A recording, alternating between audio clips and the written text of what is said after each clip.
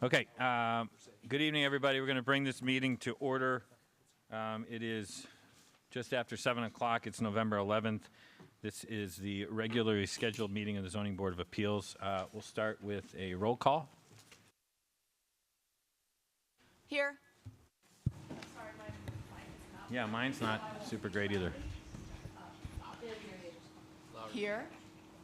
Member Heller, Here. Member Hanley, Here. Member Leisner, here, Member Nielsen, Here. Member Bender, Here. and Chair Bradley.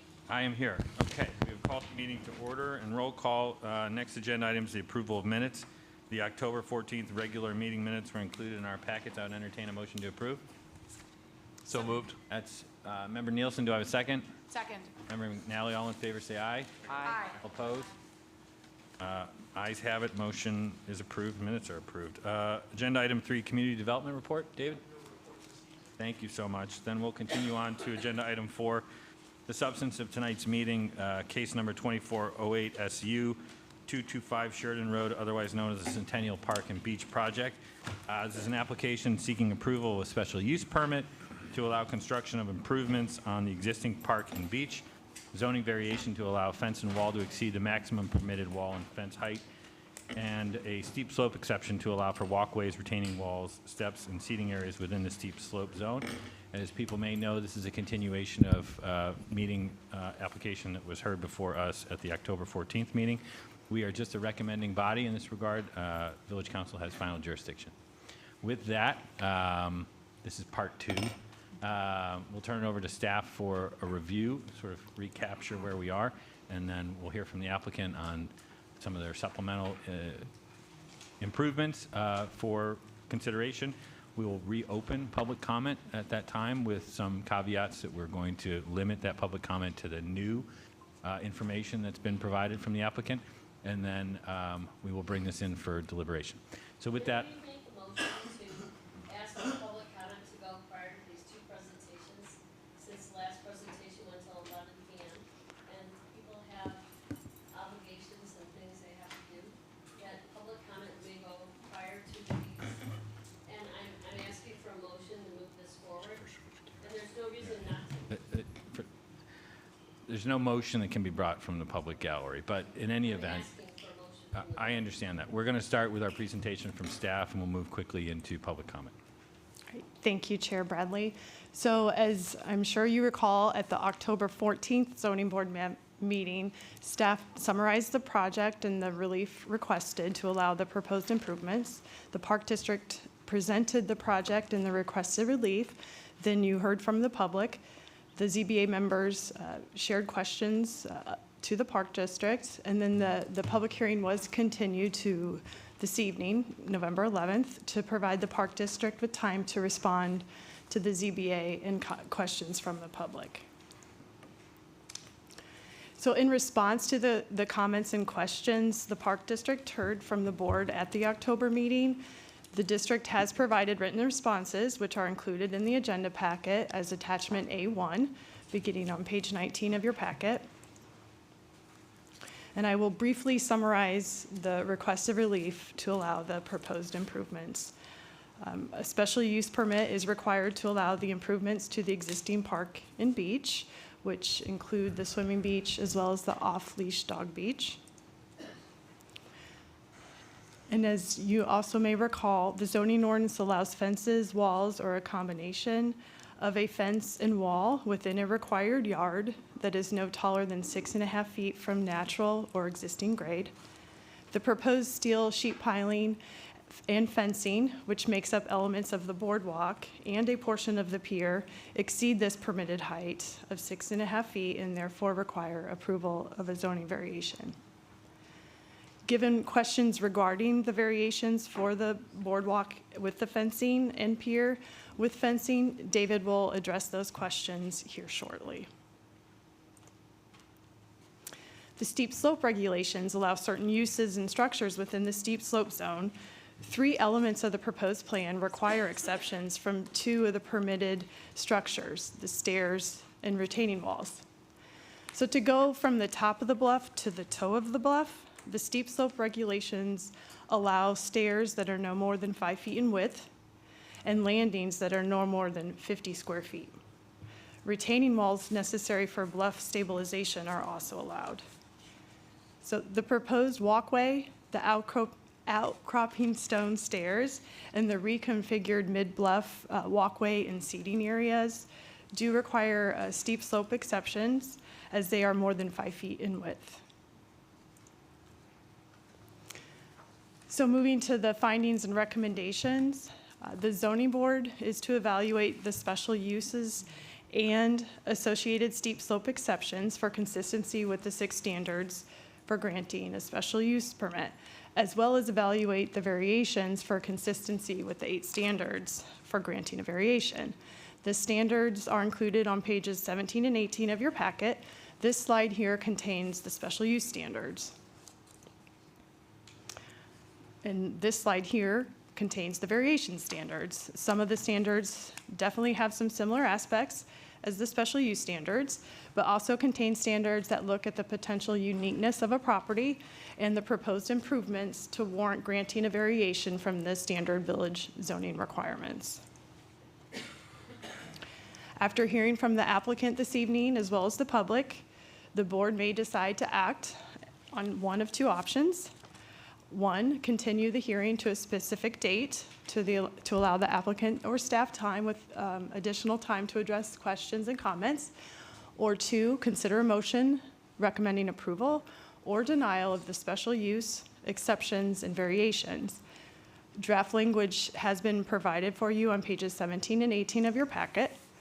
The draft recommendation, you will note, of approval includes conditions recommended by the police chief and the director of engineering. First condition, the applicant shall incorporate security cameras into areas of the park and beach in a manner approved by the police chief. And secondly, the applicant shall install a more robust permanent method to notify the public for when the pier is closed due to high wave action in a manner approved by the director of engineering. The board, of course, may choose to add additional conditions. I will now turn it over to David to further discuss the wall and fence elements of the boardwalk that require the variation. Thank you, Ann. Good evening. There have been questions regarding what structures are allowed in a required front yard in the R2 district and what structures would require approval of a zoning variation to locate in a required front yard. We'd like to take a few minutes to explain how the zoning ordinance applies to the wall and fence elements of the boardwalk and pier.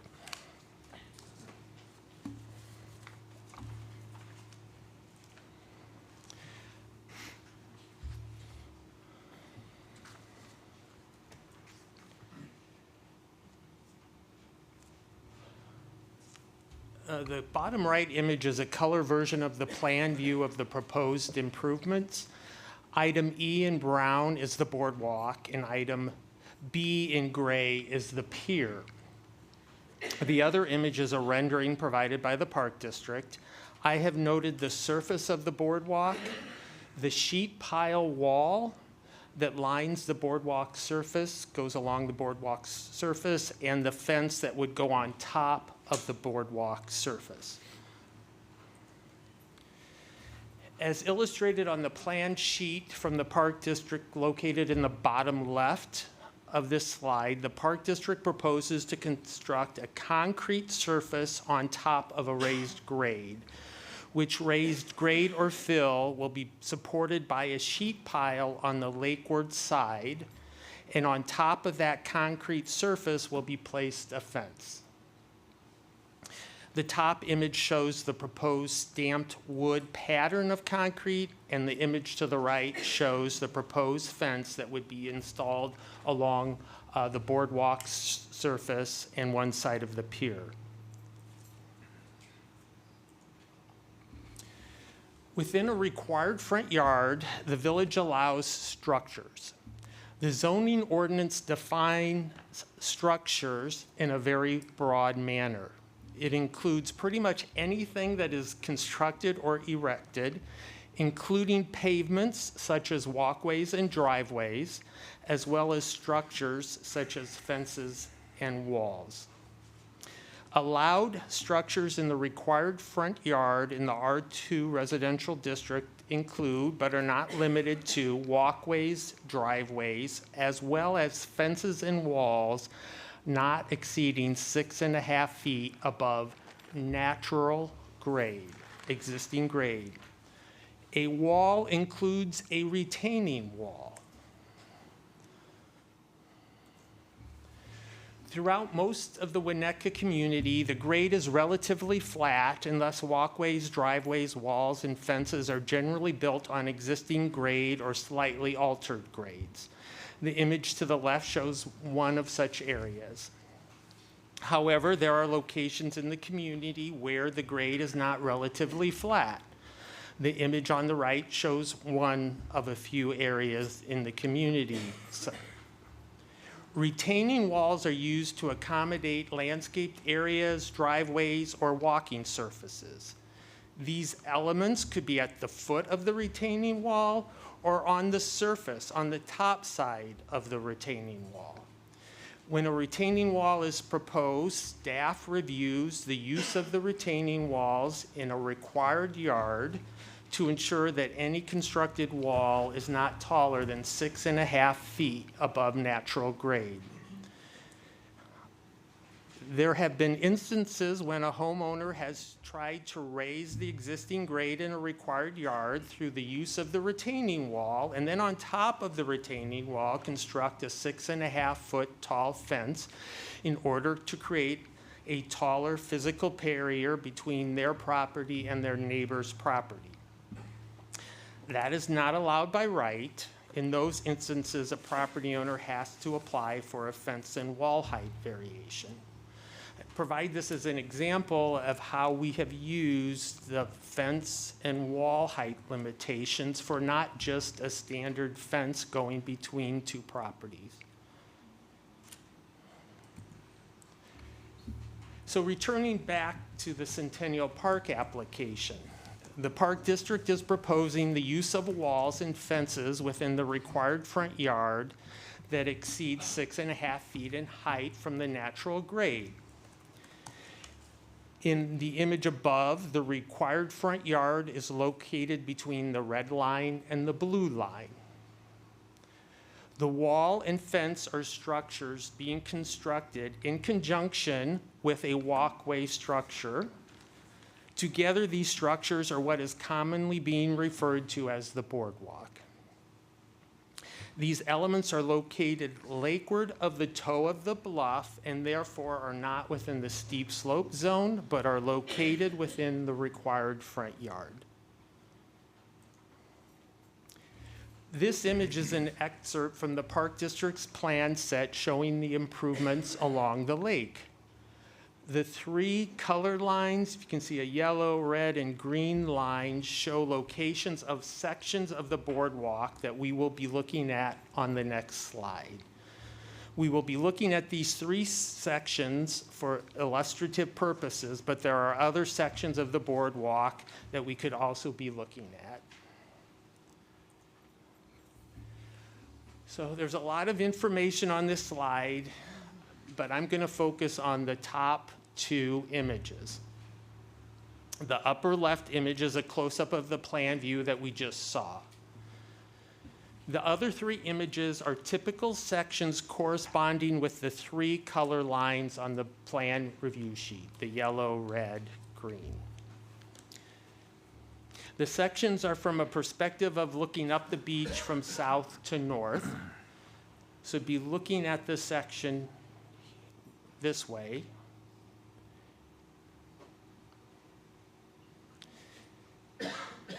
I'm going to focus on the yellow line section, which is in the upper right-hand corner of this slide.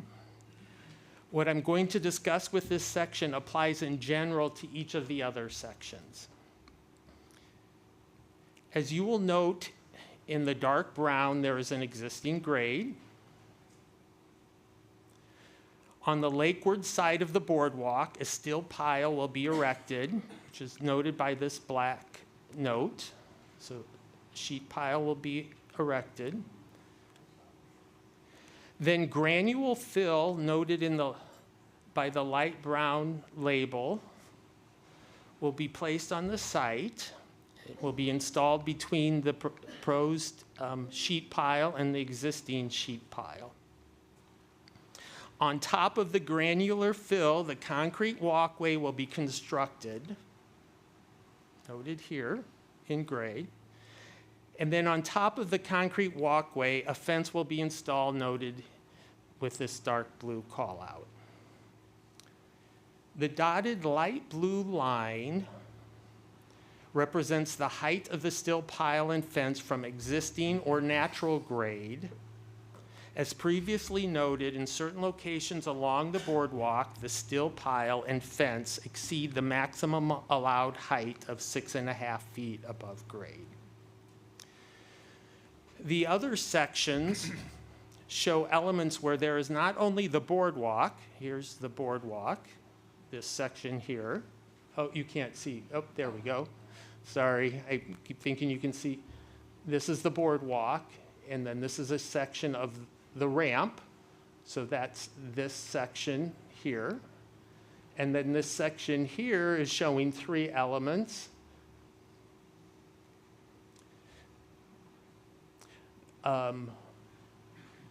Here, which also includes a landing for the stairs going down to the beach.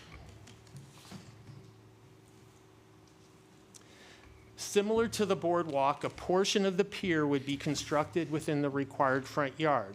So here, the red line is the required front yard, so this small portion of the pier is going to be constructed in the required front yard. It's about 6 feet in length.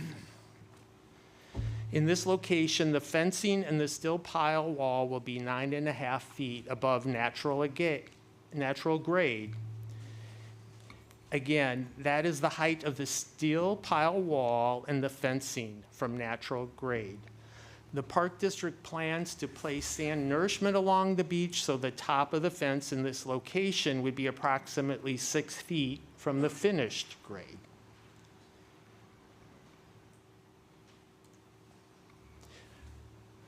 So that was hoped to explain how we applied the zoning standards for this walkway and elements that are part of the walkway, the wall that's created to support it, and then the fence that is going on top of it.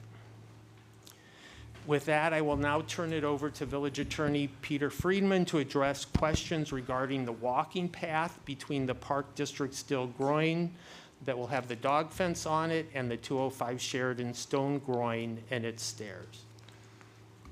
David, I'm going to do it from right here. Okay. Good evening. So a question that has been asked is when the public has to, according to the plan, walk southward and then eastward to get to the stairs to continue to go south, whether or not the public will have to walk on private property. And the answer to that gets at a question that we provided the village a couple years ago now with regard to the public trust doctrine and what is public and what is private along the lake. Just generally speaking, obviously the water, anytime anybody is in the water, that is public land. And again, I'm just speaking generally, so I know there are exceptions to what I'm about to say, and if you are on dry land, generally, you will normally be on private land. Now, the exception to that is that a property owner cannot artificially create new dry land and therefore claim it to be now private because it's dry. There are some complications in that theory when you consider 50 years of ownership after somebody created artificially accreted land, but I don't think we need to get into that issue with regard to this particular fact situation. The brown colored strip here that David can point to is this piece of property that is on the south side of the property line between the Park District and the 205 Sheridan property, where the public would walk from the dog beach to the stairs to continue to go south.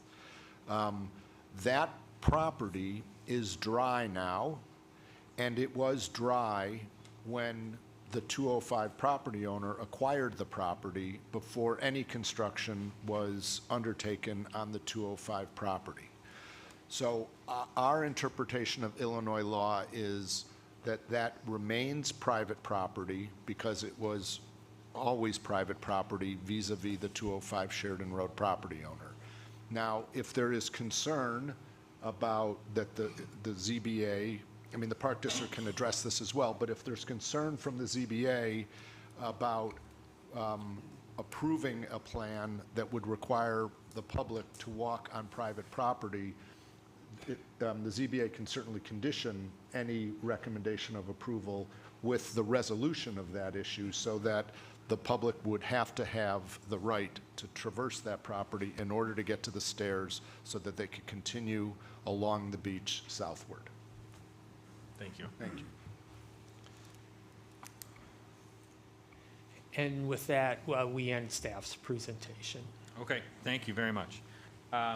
We would normally ask questions of staff at this time, but to keep the momentum going, just like we did at the last meeting, we're going to hear briefly from the applicant, and then we're going to go right into public comment, and then we'll recalibrate ourselves for questions of the applicant and staff as we move forward.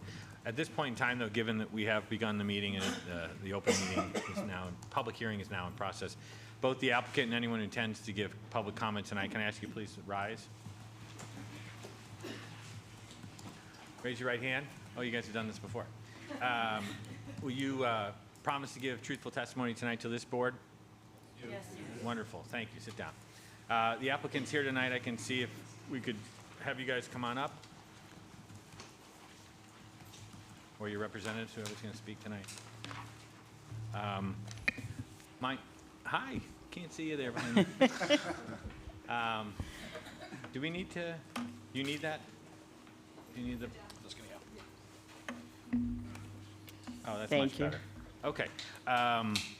Your name, please, for the record. Christina Kodo. Thank you so much, Ms. Cotto. Obviously, welcome back.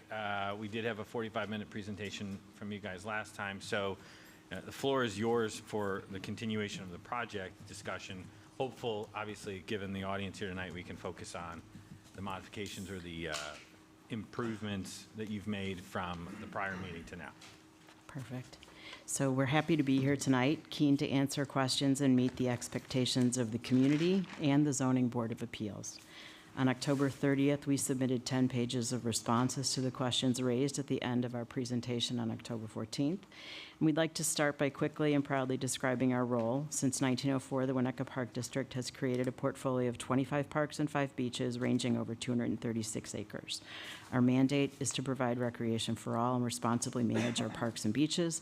We've been the manager of Centennial Park and Beach since it was secured by the district in 1969.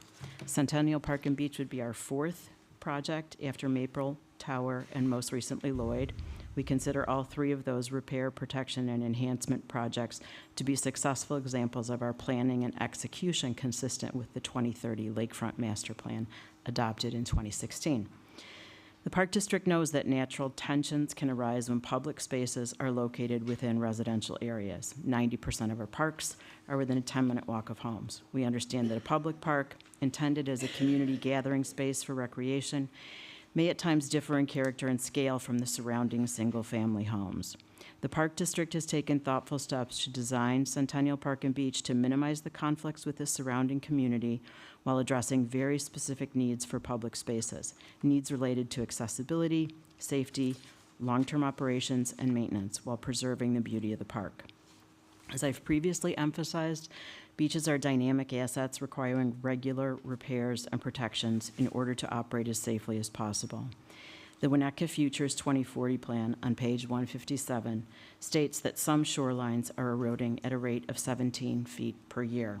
Winnetka's lakefront, both publicly and privately owned, has been negatively impacted by shoreline erosion. In the January 10th, 2023 and September 12th, 2023 village study sessions, rubble mound breakwaters and groins were identified by the U.S. Army Corps, the IDNR, and Caleb Barth of Baird Associates, the village's coastal engineering firm, as the current best practice to protect the beaches and bluffs. The board is of course aware that the village has decided to call the Centennial Park and Beach a special use within the residential districts. Calling the park and beach a special use means that the village has decided that the ordinary operation of the park district's public use is compatible with the surrounding property, unless there are unusual and unique adverse impacts. There are similar existing public uses within residential neighborhoods that demonstrate why the proposed Centennial Park and Beach will not produce unusual or unique effects. For example, the armor stone proposed for Centennial Park and Beach is consistent with numerous other stone groins which already exist along the village's shore. Likewise, many other current public beaches along the North Shore share a productive balance with their surrounding residential neighborhoods, including in Winnetka, Lake Bluff, Highland Park, Lake Forest, Glencoe, Wilmette, and Kenilworth. For these reasons, the Park District respectfully requests that the board vote tonight and passes a positive recommendation to the Village Council. We'd like to go ahead and work through the presentation and the visuals that we have prepared specifically to illustrate the variances and the exemptions required for this project. From there, obviously, we're willing to answer any questions. Is that an acceptable way to go forward? Thank you, please. Thank you.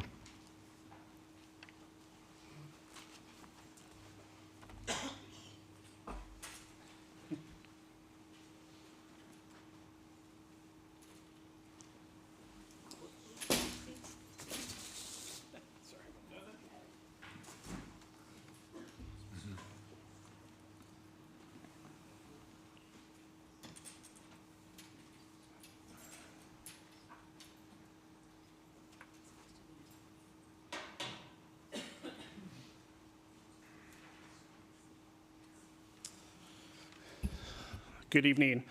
My name is Kosta Katulis. I'm the Director of Parks and Maintenance for the Winnetka Park District.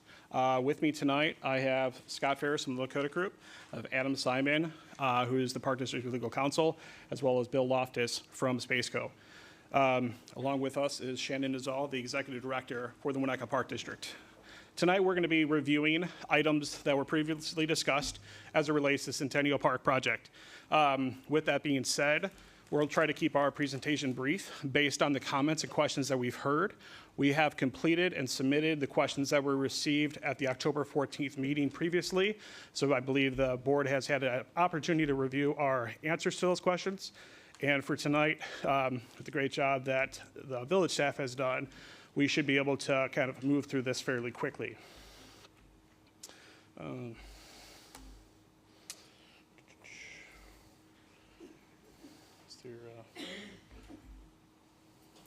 You should advance like the space or up to the right. No problem.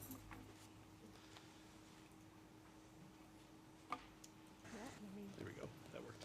Just okay, perfect. All right. Thank you, Ann. No problem. All right. Apologize about that. Here tonight, give a little bit more background around the plan. Once again, to kind of be brief, the master planning efforts started back in 2016 through the master plan adoption. From there, Park District continued its efforts on in 2019 with the bluff restoration, and then the village leaned in a little bit, if you will, as it relates to the comp master plan, the Winnetka Futures 2040 comprehensive master plan for the community, with acknowledging some of those assets and traits that we had identified through the improvements for the shoreline. The timeline for our plan continues. As it's known here on our timeline, once again, kind of showing the start of our project back in 2014, when we started the beginning of the Lakefront Master Plan to where we are at to date.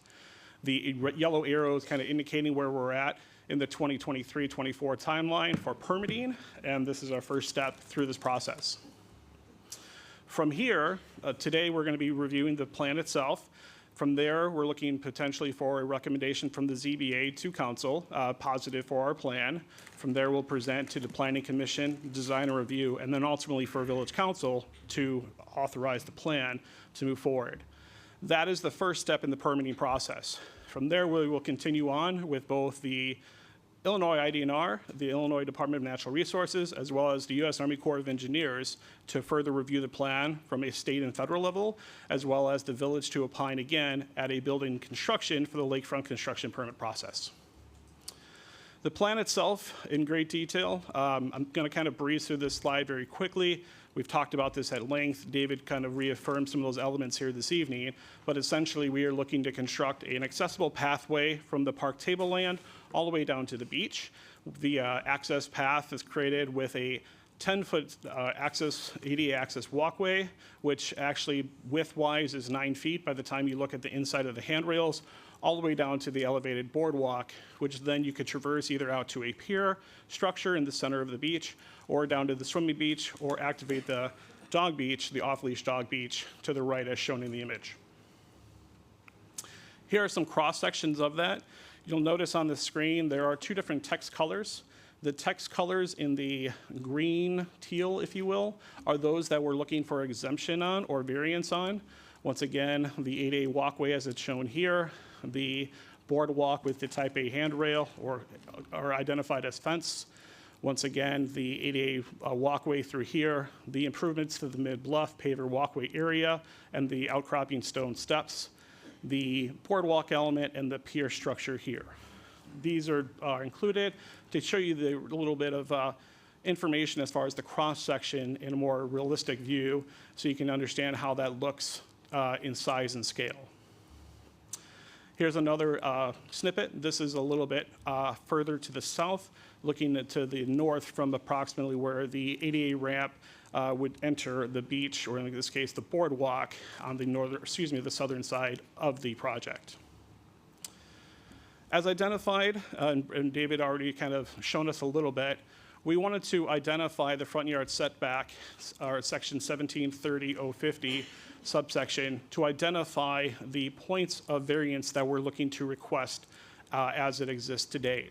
Those are identified with the three elements shown with the red circles to the left. The first one is, of course, the steel sheet pile replacement on the far north side. The second one is the boardwalk variations, as David had shown you previously, as well as the boardwalk request in front of the center section where the pier starts, the pier itself, and then a small section of boardwalk adjacent to the dog beach. Here's an overview plan showing those locations identified. Once again, the first one being the replacement of a failing seawall that is currently a steel and timber combined construction. The boardwalk element as identified here with a variance greater than 6.5 feet. 2B identified here, straddling both sides of the pier element itself. Once again, showing a max elevation there of 10 feet. And then the 2C, as shown here, the variations for the handrail, or in this case, the type A handrail fence that's been identified adjacent to the off-leash dog beach as well, in greater in excess of 6.5 feet. And then the 6 feet of the pier element where it ties into the boardwalk itself. This cross-section 1 for variance request 1, as I previously noted, is kind of a little bit of a background and a little bit greater information for each site. This one here is the northern side of the beach. The blue line is the existing timber seawall. As you can see through here, it is a steel and timber design. Right now, it is covered by abundance of shrubbery and foliage, but the seawall itself is identified here. What we have proposed is to drive PZC 18 sheet piling, similar to the sheet piling that's in place already, extending that forward of that section and connecting it to the north. The cross-section in the lower right is showing the blue illustration of the existing sheet piling, the red of the proposed sheet piling, the variance as shown here. This would be at the existing grade, and then with the elevation here showing that 7 feet, which is greater than the 6.5. Please note the slope behind it as it exists today is a very steep slope that is continues to have erosion issues. Our ability to move that forward and regrade the slope at a much more proper 2.5 to 1 ratio is identified here in the upper slope. So not only are we replacing damaged infrastructure, but we're securing the bluff behind so we can establish planting and have better erosion protection for the bluff. Project element variance 2A, identified here, site location, the boardwalk element with fencing, the type A handrail. David did go over this a little bit. I'll kind of fast forward through this a little bit. You can see the proposed handrail height as it is shown here in the rendering.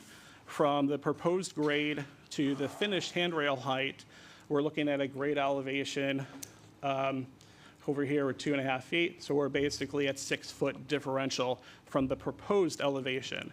Now the standard for zoning, of course, is from the existing grade, which is shown here in the cross section. So we're proposing a lift of 2.5 feet of sand, which would be nourished to the beach. And then basically the red line here is showing the finished elevation of the boardwalk. And then the rest is the 42-inch height or 3.5 feet for the handrail or fence section. That is shown here as a snippet from our plan itself. So once again, I'd just like to point out that this is a very open fence structure, handrail structure that you can see through. It's not a visual obstruction, but there to provide safety concerns for a fall edge adjacent to the boardwalk itself. Similar to that, project element variance request 2B, the sections identified here in red on the site location are the two adjacent pieces. Here's a cross section from the plan identifying what that looks like on the forward edge. Once again, you can see the existing seawall improvements that are established to date that are out there and what we're proposing here. By moving this forward, we are establishing the leading edge of the shoreline protection and moving that forward, creating this element for access to the beach. Once again, the base elevation of here from the existing sand contour to where it is to the base and then to the overall height of the handrail, 7 feet from the existing, approximately 3.5 feet from proposed with another 3.5 feet of handrail.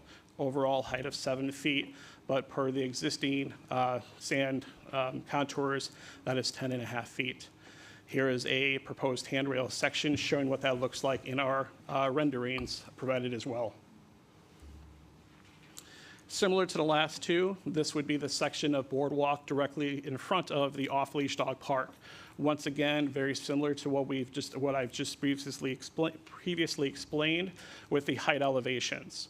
In the lower right-hand corner, you can see the height elevation from the existing grade versus the proposed 1.5 feet of sand fill that we are looking to do, and what that looks like and translates in overall height. Approximately about 3 feet from the proposed, 4.5 feet from the existing, with an 8-foot overall to the handrail. Once again, handrail construction, open area, pass through. It can be seen through. It's not an obstruction or a wall. It's something that is open and airy and is used for fall protection. And the last element here identified is the 6-foot section of pier as it's proposed to date. Once again, similar to the last slide showing that elevation view. Here again, our proposed elevation of what we're looking to complete as it relates to the fencing on the south side of the pier that would be adjacent to the off-leash dog beach. That is being put in for fall as well as containment of the off-leash dogs in that area. Looking at those height variations, once again, 9.5 feet is what's suggested here at maximum, but once again, that does not take in consideration the sand placement for the fill. Approximately 3 feet of fill in that area, dropping that to the overall height of about 3 feet to the deck, and another 3.5 feet for the handrail itself. So with that being said, wanted to roll into the steep slope zone section and identify the 3 exemptions that we're looking for. The concrete ADA access walkway that goes down to the beach, the outcropping stone steps, as well as the improved mid-paver walkway area. Those have been identified here in the chart as previously presented and also affirmed by David here this evening. This overhead plan view is identifying those 3 sections. One is the red highlighted access path, once again, from the start of the steep slope and where that begins, and at the edge of the slope transition area where that ends. This area highlighted in red is identified as that area within the steep slope. The other two areas shown here, the outcropping stones as identified as item 2, and the paver walkway area as identified as number 3. This here is a plan view along with the cross sections. Once again, paying attention to the use of what these are and the overall fit. The ability to have somebody be able to access this beach site from a ADA capacity all the way from the village right away down is the goal for the park district. In order to combine the use of what this is as a public entity and to be able to maintain our beach, we did identify a 10-foot width, which is basically 9 foot clear from the interior of the handrail to handrail. Please note that as part of our design, we want to make sure that it's understood that a lot of the elements as they are presented and as they are fall within the R2 zoning residential district are intended for residential use. Our project is not intended for residential use. Our project is intended for public use for the greater community. And to do so, we have to take in consideration all aspects of that: life safety, public access, maintenance equipment, and the ability to maintain our infrastructure for years to come. The first cross-section here in the lower left is identified in the flat area of the tableland. You'll see no retaining walls. It's flat to grade on both sides. The center section here is showing a cross-section of where there would be a retaining wall on the downslope side or the east side. That is approximately from this location here to just after the steps over here. And then the last section here is where there would be a retaining wall on the upslope side or the west side as you're looking at the cross-section. And that would be from this location here all the way down to just about the turn of where the access ramp would access the beach. Project elements, exception requests 2 and 3 are identified on this slide here. Once again, the outcropping stones shown here as another ease of access for the community. Once again, this is done in twofold. One, to provide greater access to these elements, but also in a way that is a little bit more softer and fades into the existing landscape.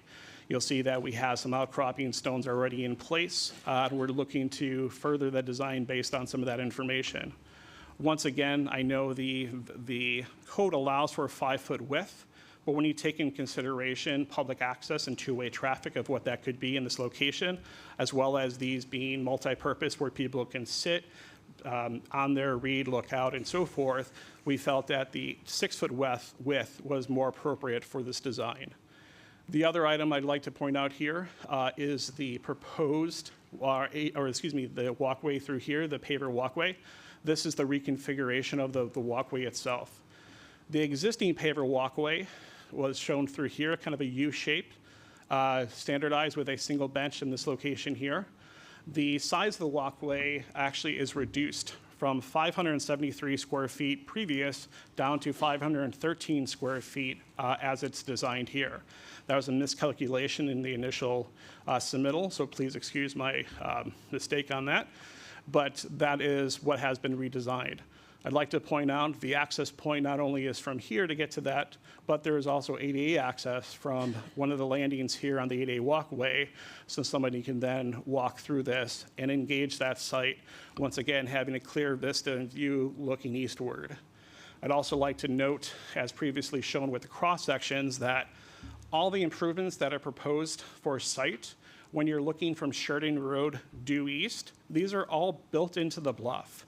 There is nothing that's elevated or anything you're going to see from Sheridan Road looking in or from the park looking in.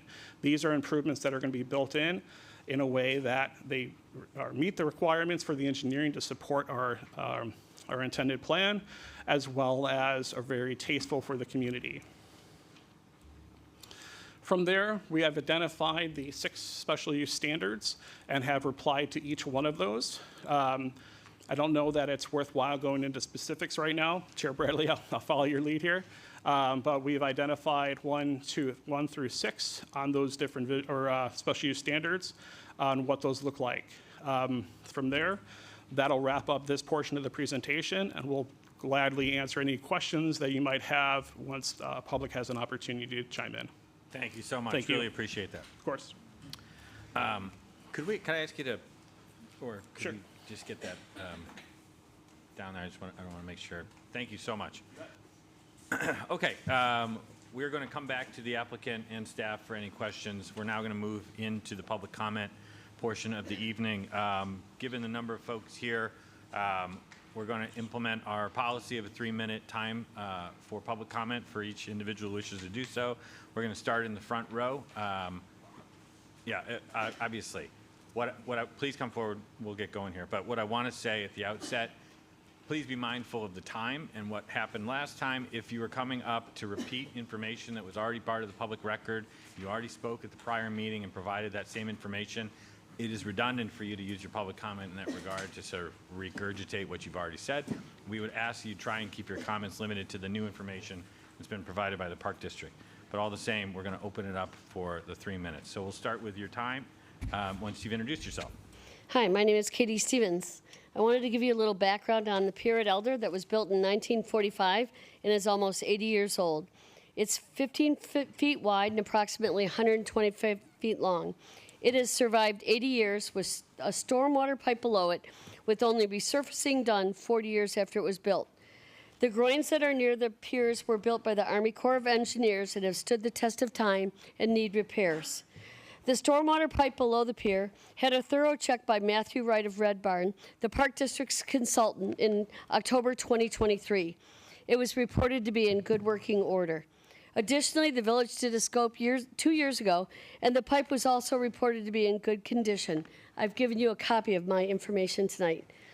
At the last zoning review board meeting, Costa stated that the pipe had not been scoped. However, the village took a video of the pipe and stated it was in good working order. The pier has endured high water marks and waves over time. It allows ice and water to flow through it, as well as the ecosystem to reside there. Both the pier and the beach have been neglected by the Park District for 4 years, but the stormwater pipe is fine. There do need to be improvements. I agree that the 12 feet of railroad ties need to be replaced, but the steel revetment at the base of the beach has held for 80 years. There needs to be reconstruction at the end of the pier, which is $80,000, which could have been done 4 years ago. The total cost to do sand replenishment, replace the gabion baskets, replace the railroad ties, which I agree, all this needs to be done, is less than $2 million. Both the pier and the beach, based on the I wanted to tell you that in combination, there is a 90-foot proposal for rocks sideways across the north end of Elder and a 76-foot wall for the pier, which Costa just referenced, is only 9 feet wide. We have a pier. It's wider than the 9 feet. It has no rocks on either side, which I want to talk about the health and safety, which other people are going to talk about that are with me. The cost of the new pier that is 76 feet wide, has 9 feet in the middle, 30 feet on either side of rocks, and the north end has 90 feet. That's 166 feet of rocks sideways, which is 16 and a half stories of rocks across the beach. Let's just talk about land value. The land for 261 was $6.2 million. If you divide 6.2, I believe it's 71 feet, it's $89,000 a foot. We're going to spend 166 feet of our money, of taxpayer money, on rocks sideways, 16 and a half stories of rocks, for a 9-foot pier, when we already have a pier, we have a stormwater pipe, and we're going to make the stormwater pipe that goes straight into the lake make a left turn to go to the north end of Elder, a right turn to go into the lake, and we don't need that. We don't need to pay to change the pier. We don't need to change the stormwater pipe. We don't need to make a left turn and a right turn. And you have the right for health, safety, our neighborhood, and what is minimally necessary. This is the most egregious. I have to tell you, you can tell I'm a little upset. I don't care about anything but our views. I care about our our park, our neighborhood that is quiet and passive. And I do not want a massive pier that is dangerous with these wild rocks for $16 million plus. Only bids have come in and change our neighborhood. There is an ADA path. He talked about an ADA path. I want to show you this. Yeah, we're over time. One second. I just want to show you. This is the ADA path that they have to get to the beach. There's already a path that goes straight down from this circle to Elder to the pier. Why do they need to put in this Disneyland ADA path Okay. when we have a path that goes directly to Elder Lake Thank you for your public comment. for $18 million? In the front row, next. We're going to move back through the rows if you weren't here last time.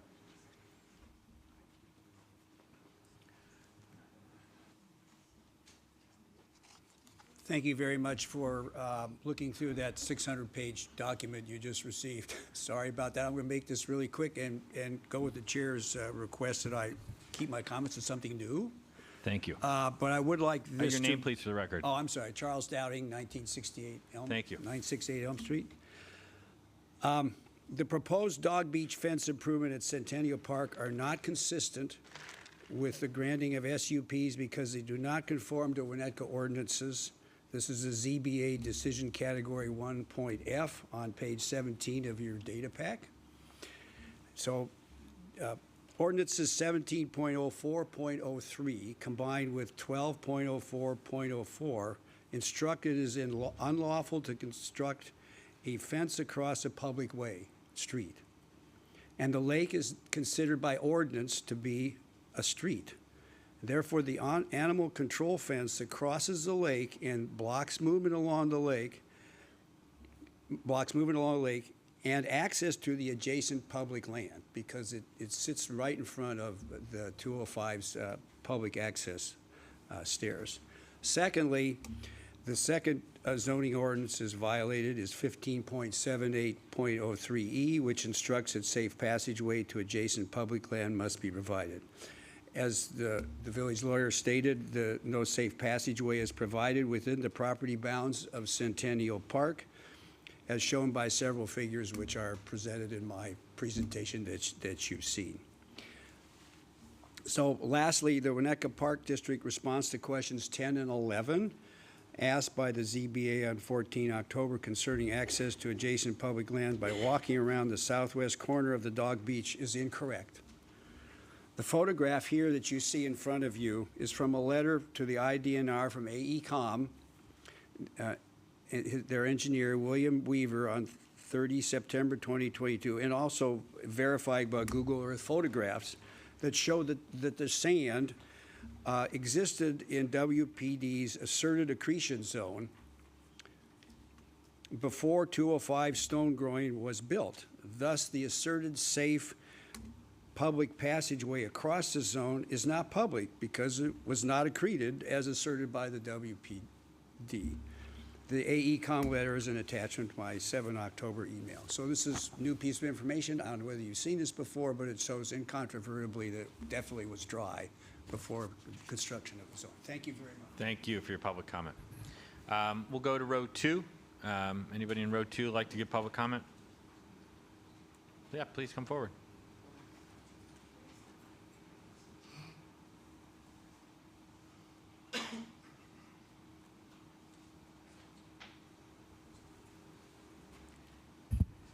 Good evening. Good evening. Is this okay? You sound They said great. they can't hear back in there, so You sound I'm trying to be a wonderful. little louder. I really wasn't going to speak tonight. I'm Mary Garrison, but this keeps bothering me. I know you're in charge of health, safety, welfare, and the neighborhood. You know, it's a quiet neighborhood. Sheridan Road does bear a lot of traffic. It will have more traffic, more people going to this beach. And they're turning a passive park, which has been in our park district since 1969, and everybody loves it. Does it need help? Yes, it does. It needs some maintenance, which has been not happening. And it seems to me that the park district is defying its mission statement every time they turn around. I mean, one of the big things is protect the natural resources. They're not doing that here. I am an ADA, I want to have ADA, let's put it that way. I want the park to be renovated to a small extent so that we can all still enjoy a passive park. I keep hearing this nourishment. When they nourish a beach, it is lousy sand. It's not sand like we like it from Lake Michigan. At Lloyd, it's little pebbles. Now, Lloyd has a good thing going for it, and that is when you go into the harbor and you have to clear it out so the boats can sail or fly, whatever they do. You have good sand because it's from the lake, but the sand that is there is pebbles, and that's what's going to be down on Centennial. Not only that, there's a huge cost, and I've heard cost of the nourishment. Originally, it was going to be around $300,000. I don't know where it is now. Nobody talks about it, but it's going to be an annual cost. I know that's not your problem, but think of the neighborhood, please, and think of the mission statement that seems to be not really intact. I think that this Park District Board has a little tunnel vision. Thank you. Thank you for your public comment. If I could ask, maybe we could just check the AV. I was having a hard time hearing her. I don't know if everybody else was. Within the second row, if there's anyone else likes to give comment.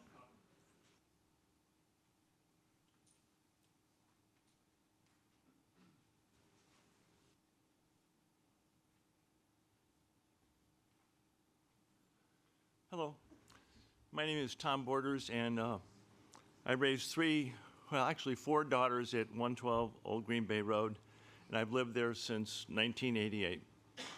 I've been a strong proponent of the park system in both Winnetka and Glencoe, and the last time I used a park was Sunday, pushing a 2-year-old girl. We're big, strong favors of Hubbard Woods Park. I had quite a bit of conversation with some folks before this meeting, and I thought I'd share a quick story. If we go back, let's say 150 years ago, this will take just a few seconds, Frederick Law Olmsted and the folks in St. Louis, they all proposed the idea of public parks, keeping them as natural as possible. And that worked. They built a wonderful park in Central Park, Brooklyn, and then Forest Park. Seems to me that based on what I'm seeing and what I've heard is we're moving away from the idea of natural elements. We're putting in a lot of barriers, we're putting in fences, we're reducing accessibility, and we're spending a lot of money. So I think the idea should be to create common ground between the park commissioners and the public. It doesn't exist now, based upon the Winnetka Caucus discussion, based upon what's happened here before. There's a fair amount of discord, which in the long run would be better off trying to resolve. There's a lawsuit pending. My thought is there's no reason to move forward while the lawsuit's pending. My suggestion would be to table this for 6 months or to dismiss the park board application and ask them to come back and try to take into consideration, serious consideration, the accessibility in the natural way of using the park. Thank you. Thank you for your public comment.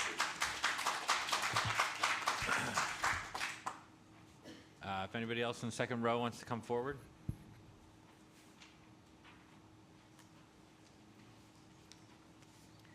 My name's Wendy Dury, and I live 3 beaches north of things that are being proposed. And I'm not sure where the board here, where you live, but it does impact us a lot. Mine is pretty short. I would like to see Elder open, and I'd like to see all this time and effort to get what was the public beach open that's been closed. Centennial has been working, I understand. It's a dog beach. It works. During the pandemic, we had plenty of human people down at the dog beach, which is fine too, because that happened. I also swim in the lake. And I can tell you from the lakeside, looking at Elder, it is really criminal what the Park District has left it with no anything. I mean, it really looks horrible. And every time I swim, there are people on this very dangerous groin that's out there in Elder. So my thinking is put it on hold, dismiss it, but let's get Elder open. And I'm not sure why the Park District would get a special compensation regarding the bluff activity when the residents are on hold, I think, through March. Thank you for your public comment. Anybody else in row 2? Please come forward. Come forward.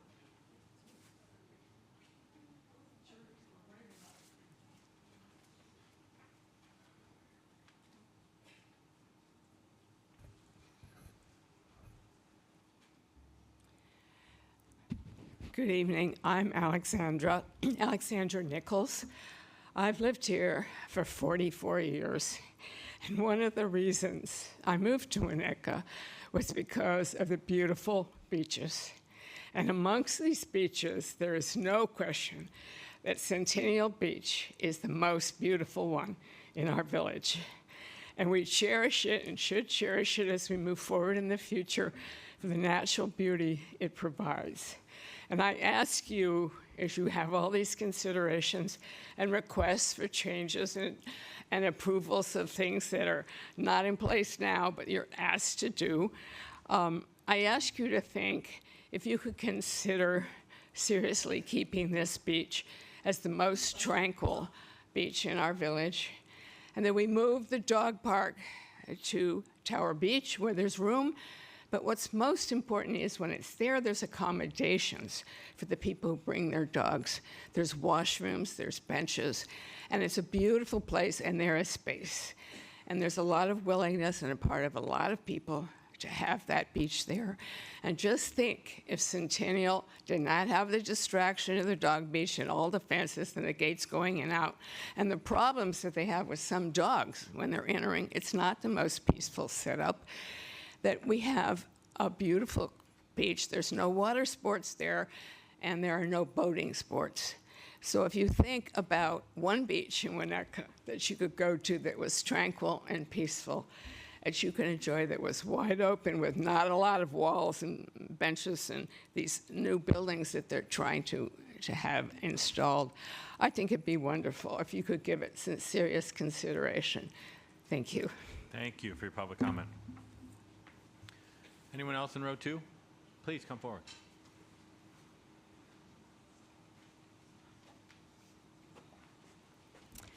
Good evening. My name is Claudia Miquelon. I have been a Winnetka resident for 15 years, and I love it. I'm a single mom with 2 kids. Nicholas, 25, is off the payroll in Denver. Bella is 27 and lives with me. She has special needs, and although she's an adult, she is a perpetually young child. And she cannot live on her own. I dress her, cut her food, and bathe her, and all those things. She cannot read or write, but she is very cheery, and she has a lovely sense of humor. And she is extremely bossy, but I don't know where she gets that. Bella is mobile, but not like you and me.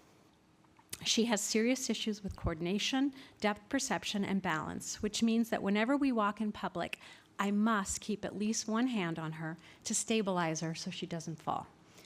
Because of her mobility issues, trying to keep Bella fit is a big challenge. This is a fairly common problem in the disabled community. But she loves the beach, and so I motivate her to walk there. We get her there, she sits in the sand, plays with the rocks, and then we walk back home. The uphill climb at Tower is a good little workout for both her and me. We did this every day of COVID. I got us both out of the house and moving. Without that road, that would have been impossible. As far as Elder Beach, we have never been able to go there. The entire time I've lived there, my text says, closed due to bacteria. We do use Centennial Park Dog Beach a lot. That is the absolute bliss for my 2 rescues. But getting down there is a big challenge for Bella, and it's also slow going. For the dogs, the perimeter is also a risk because it's not entirely secure and they can get under. So when I heard about the plans for Elder Centennial Beach, I was elated. I have been checking progress and participated in the open house. I have seen the great deal of community input, expert involvement, and park district responsiveness. It's a gorgeous and smart design. Elder Beach will finally be able to be safely used, the dog beach will be more secure, and the gradual ramp to the beach will provide accessibility for anyone who has a rough time in state. Importantly, emergency workers have a quick and easy access to someone in need. I have heard some argue that Elder's 1-car locked parking spot might technically satisfy the ADA, but the only way to use it is to call ahead and then it's taken. That does not meet the standards of this community. I can't think that anybody would be proud of that. We have the opportunity to resolve that now.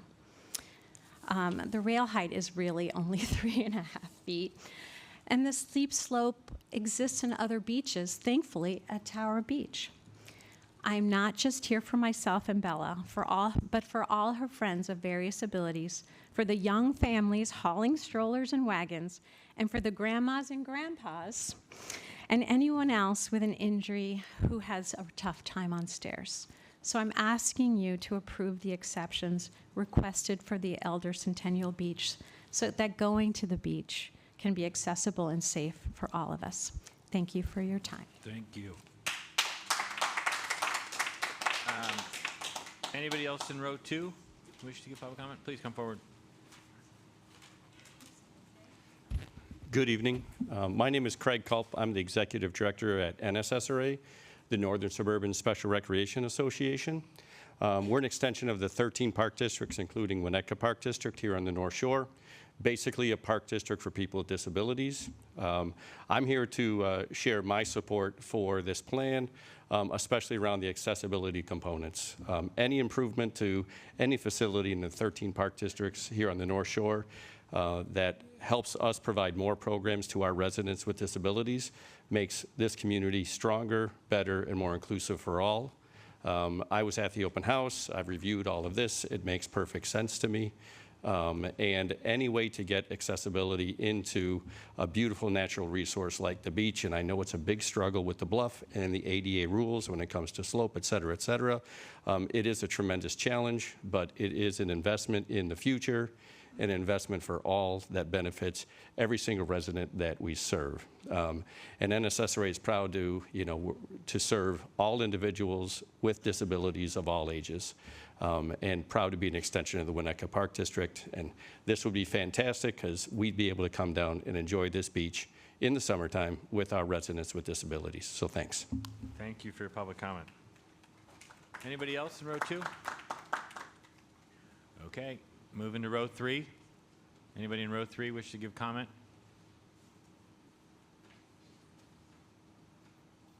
Okay, oh.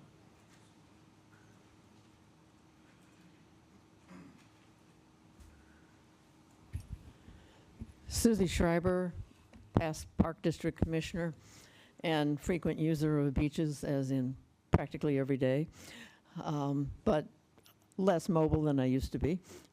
And number one, I support everything that has been presented to you tonight in moderation. I would also like to emphasize that what we hear consistently for the last 3 or 4 years is that everybody wants Elder and Centennial open, and particularly Elder, and particularly for short-sized people, of which I have several members in my family. And I mean 13 months, that size. They have the ability to go down to Tower right now. You can drive to Tower. Accessibility is there. But the key thing at Elder and Centennial is the health and safety. One is the debris under the water, the submerged debris on the substrate of the lakefront. You could do all these wonderful things to the bluff and the steep slope and the upper levels, but until you remove the impairments that were residual from the old North Shore TB Sanitarium and any other debris that has, by storms, drifted in, and any debris that were the residual of the east end of the current pier, that could all be addressed by doing a sonar scan, identify all the pieces, pull it out next spring, early summer, and get all of that debris out so it's safe for every single person and dog and beetle and whatever goes down and uses the beach and goes into the water. You have no impairments underwater.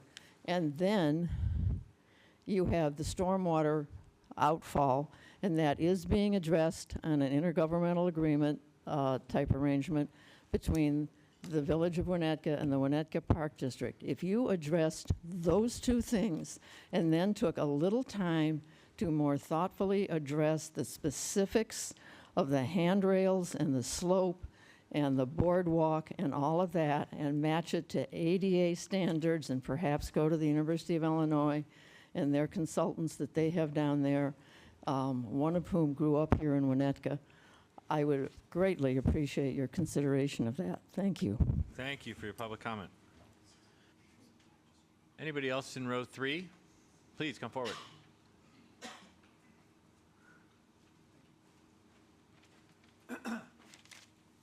Good evening. I'm Dr. Phil Sheridan. I'm a resident of Winnetka, father, grandfather, and I'm here tonight to speak to... Doctor, could I ask you just to step a little bit away from the microphone? Okay. Actually helps. I'm sorry. I'm not a park expert.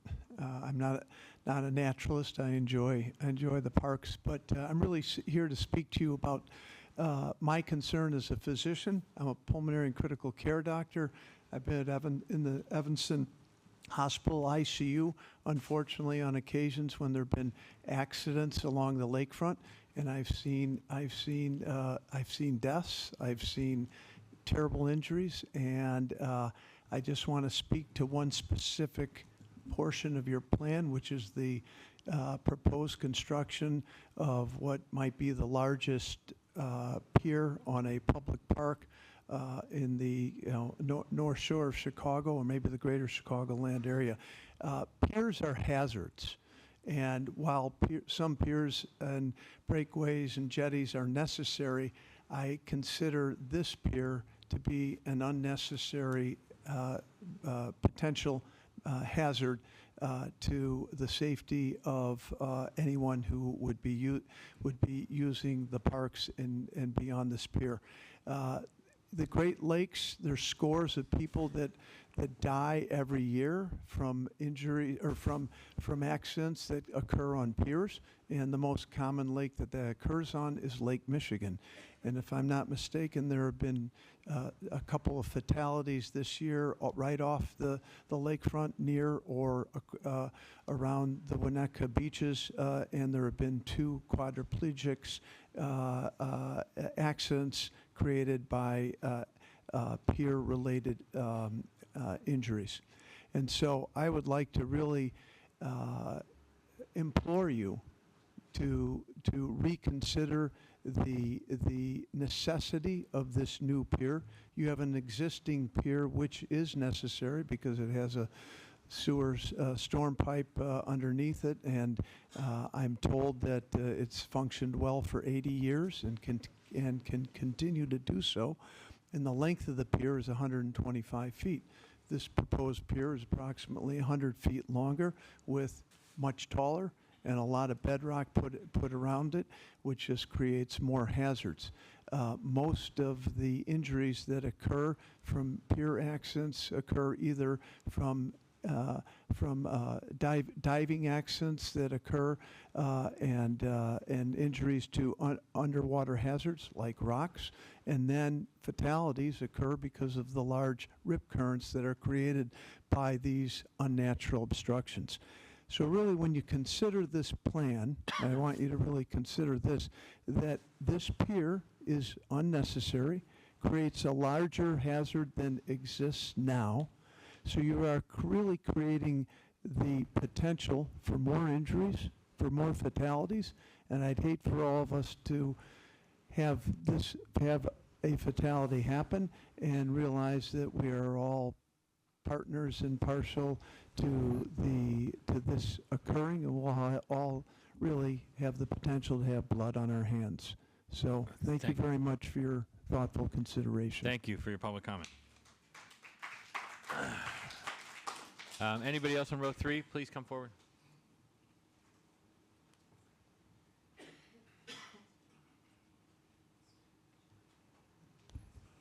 Good evening. Hi. Am I far enough away from the mic? You're great. We're good? Okay, hi.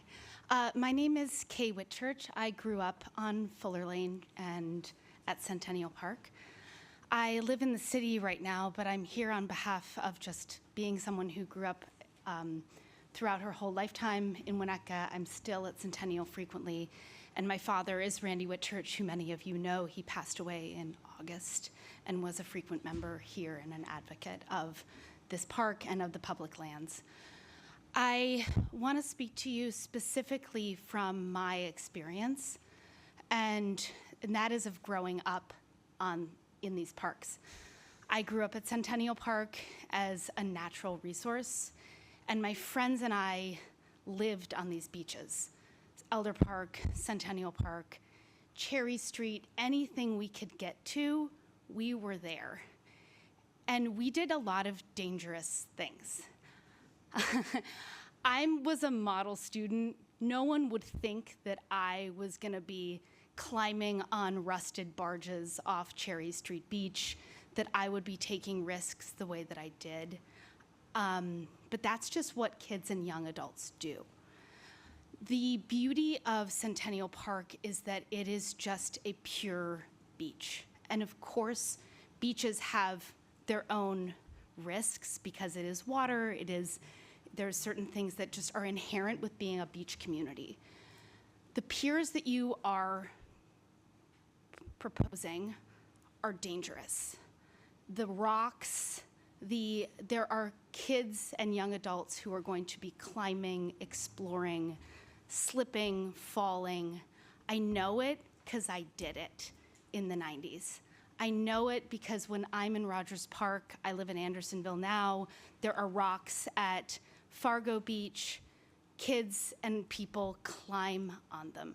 You cannot keep them from doing this. Please leave this beautiful, pristine beach. Please let us enjoy this gorgeous land that we have, and please do not put a dangerous variety of piers out for problems to incur and for tragedies to happen. Thank you so much. Thank you for your public comment. Anybody else from row 3? Please come forward.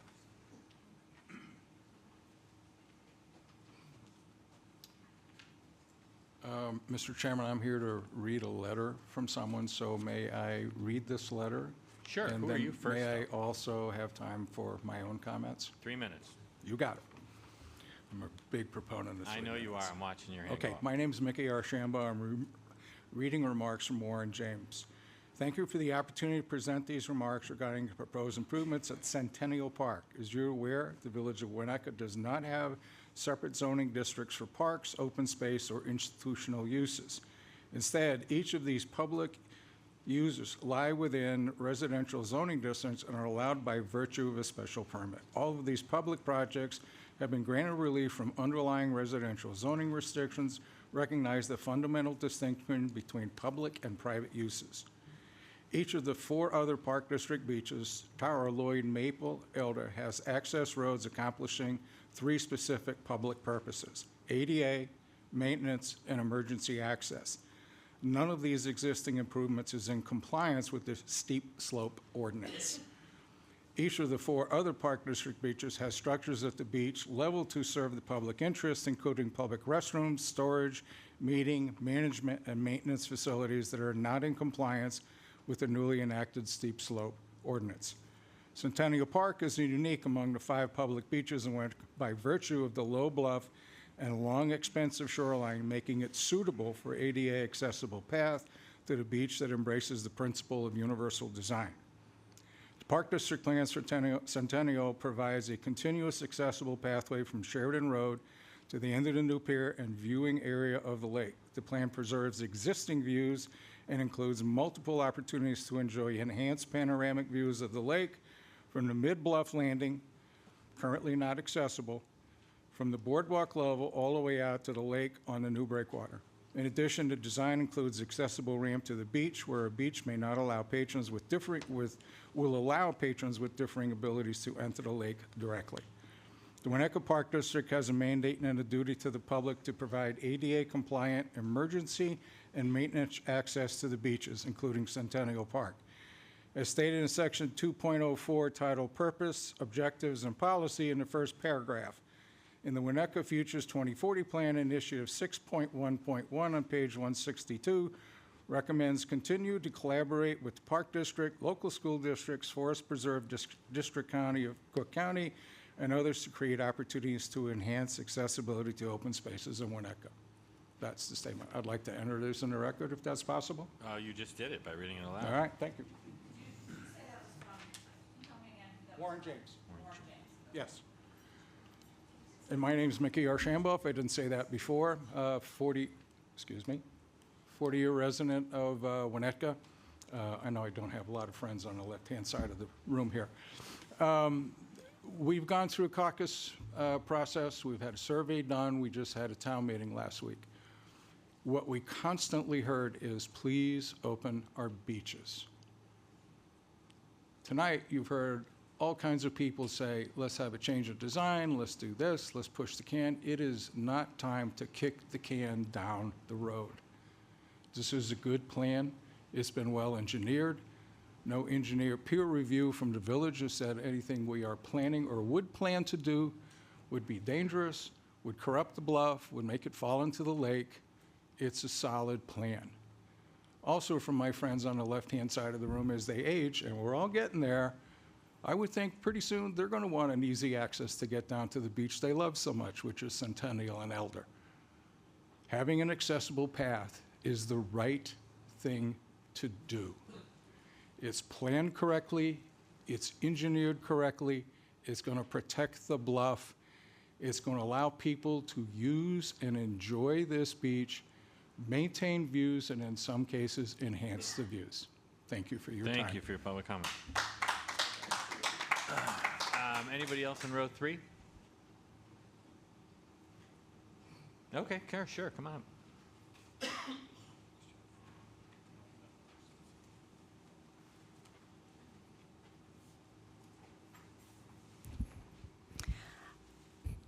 Hi, I'm Melissa Mizell, and I want to address the question of views, starting by footnoting the remark I made at the prior meeting. We talked about what's that little strip of horizon that's visible at the 510 viewpoint, and I mentioned who is over 510 and who isn't over 510. If you're 5'10", your eyes aren't 5 feet 10 inches from the ground.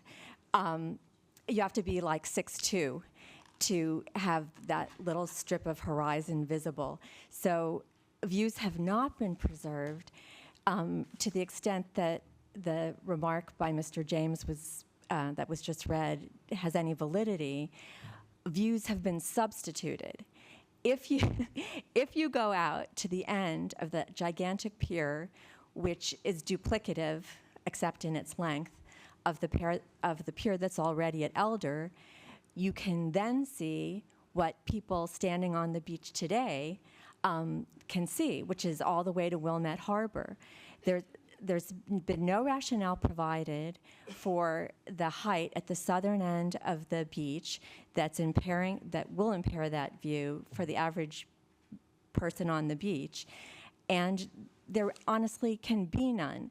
After a certain number of feet, it doesn't matter how high you go in terms of sand retention, waves, it's privacy for the person on the far side of the fence with no benefit whatsoever to the beachgoer. So thank you very much for allowing me to refine my remarks, and I hope you'll take them into consideration. Thank you. Okay, anybody in row, I think I'm done with row 3. Anybody in row 4? Please come forward.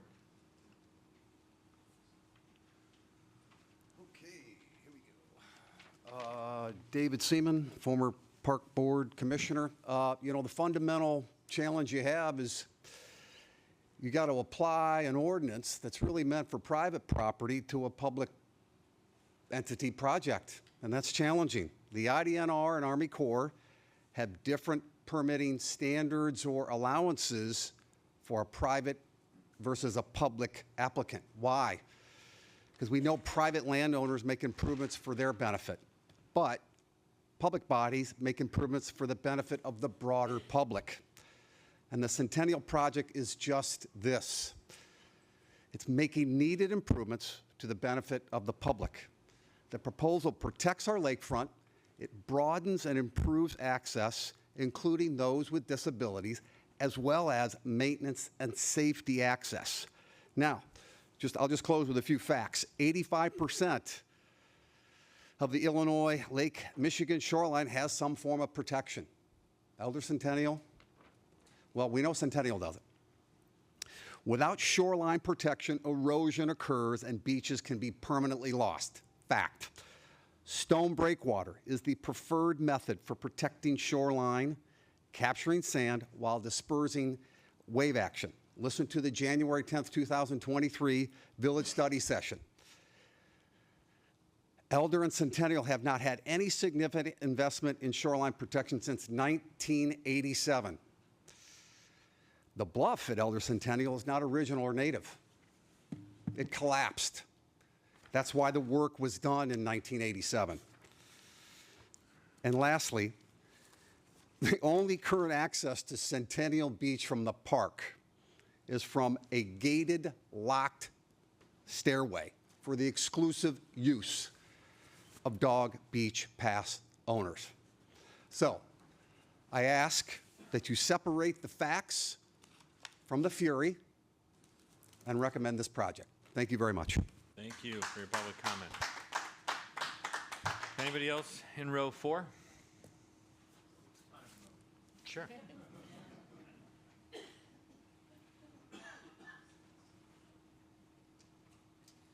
Good evening, everyone. My name is Brad Surratt. Thank you for the opportunity for being here. I'm a resident of Winnetka, and I live on Sunset Street, blocks away from Centennial and Elder. I'm a single father. I have 4 children, and one of my daughters has cerebral palsy. She's 11. Ava uses a wheelchair, and like many children, she loves being outdoors. She dreams and enjoys the same experiences that many of us often take for granted. Spending a day at the beach, feeling the sand between her fingers, and taking in all the beauty of the lakefront, it is her happy place. However, right now, Centennial does not offer that, does not allow that to her or so many others with mobility challenges to fully experience the beauty. We have an opportunity here to make Centennial a true example of an inclusive community, a place that is mindful of all abilities, where everyone, regardless of physical limitations, can enjoy our beautiful lakefront. By investing in accessible paths, ramps, facilities, we're not only supporting those with physical challenges, but also creating a more welcoming and equitable space for all families, parents with strollers, elderly residents, and anyone who might need a little extra support. This isn't a small change, but it's a meaningful step towards a stronger, more connected community. And thank you for your consideration in making these modifications. Thank you. Anybody else in row 4? Going once, going twice. Row 5. Anybody in row 5?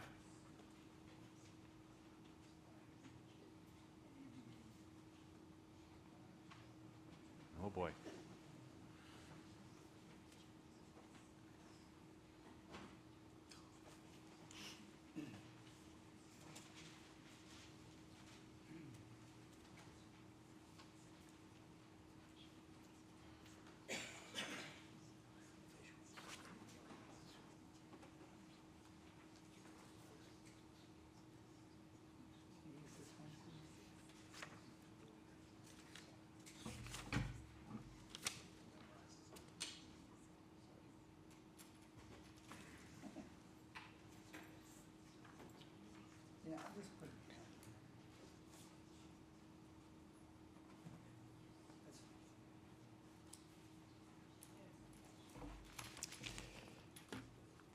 Good evening. My name is Phil Lindquist. I'm a resident of Winnetka.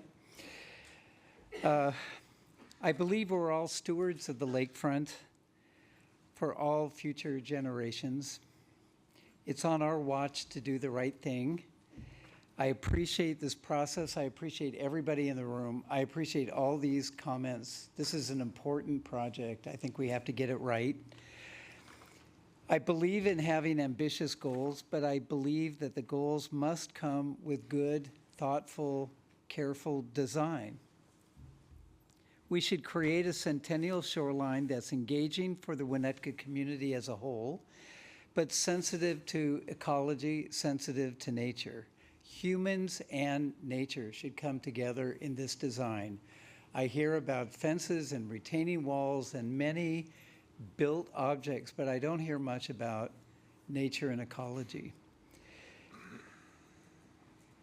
A refined ADA path and ramp could be explored to reduce the amount of grading, reduce the amount of tall walls.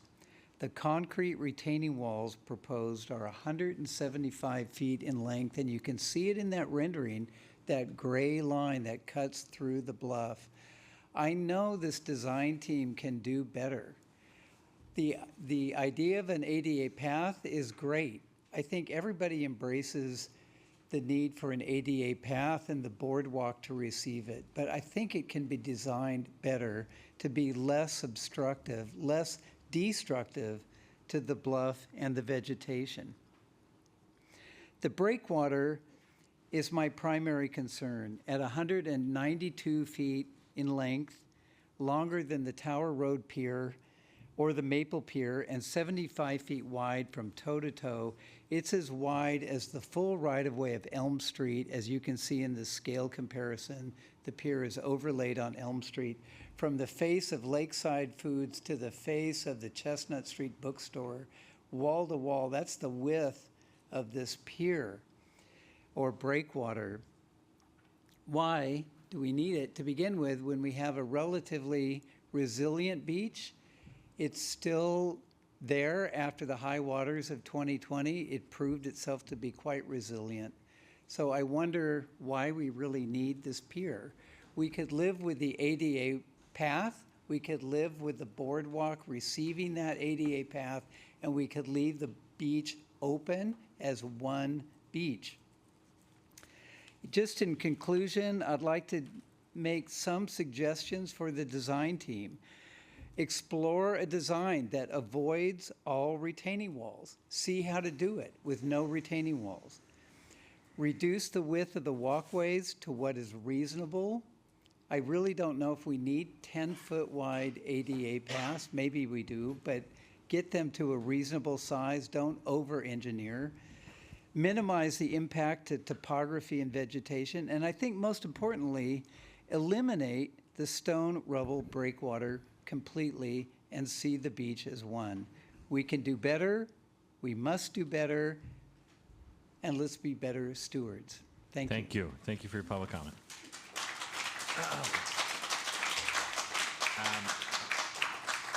Anybody else in row 5? Please come forward.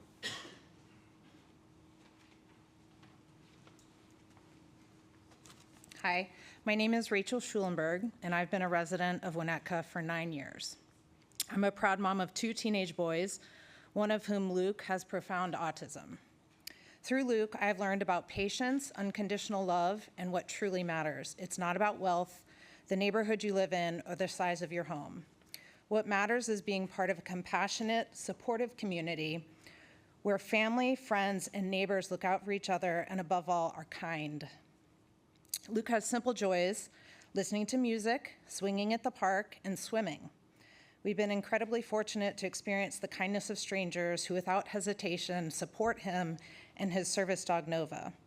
Most people who meet Luke don't see his disabilities, they see his joy. They see a young man laughing and playing at the beach or swinging in the air. To them, Luke is no less valuable than anyone else, despite his inability to communicate.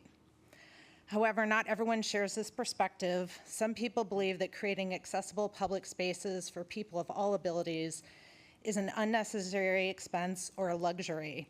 They view ramps, wider doors, and accessible entrances as mere extras rather than essential investments in a more inclusive world. This mindset overlooks a fundamental truth: is accessibility isn't just for people with disabilities, it's for everyone. No one is immune to needing accessibility at some point in their lives, whether through illness, injury, or aging. Any of us may one day require accommodations that allow us to navigate public spaces. The good news is the Americans with Disabilities Act, the ADA, makes it clear that accessibility must be prioritized over environmental, aesthetic, or financial considerations. The ADA ensures that new developments and renovations must accommodate the needs of people with disabilities. This isn't a suggestion, it's the law, and noncompliance can have serious legal consequences. Designing spaces for people of all abilities doesn't only benefit those with disabilities. Universal design, the concept of creating spaces that everyone can use, regardless of their physical abilities, improves life for all of us. Ramps, curb cutouts, and automatic doors aren't just lifesavers for those with mobility challenges. They also make life easier for everyone. Universal design is something we all use, whether we realize it or not. As a mother advocating for people with disabilities, I ask you to consider the wider community of Winnetka. Think of families who would benefit from greater accessibility at the beach: parents with strollers, toddlers learning to walk, or adults managing beach chairs and coolers. By ensuring that our public spaces are truly accessible, we create a community that welcomes everyone, regardless of age or ability. Please, let's lead by example. Let's make Winnetka a place where everyone, regardless of their abilities, can enjoy the beaches and beauty our town has to offer. Please pave the way for all of us. Thank you for your time. Thank you for your public comment. Anybody else in row 5?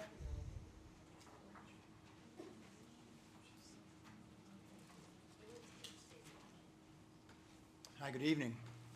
I'm Bob Logue. I've also been a resident of Winnetka for 9 years.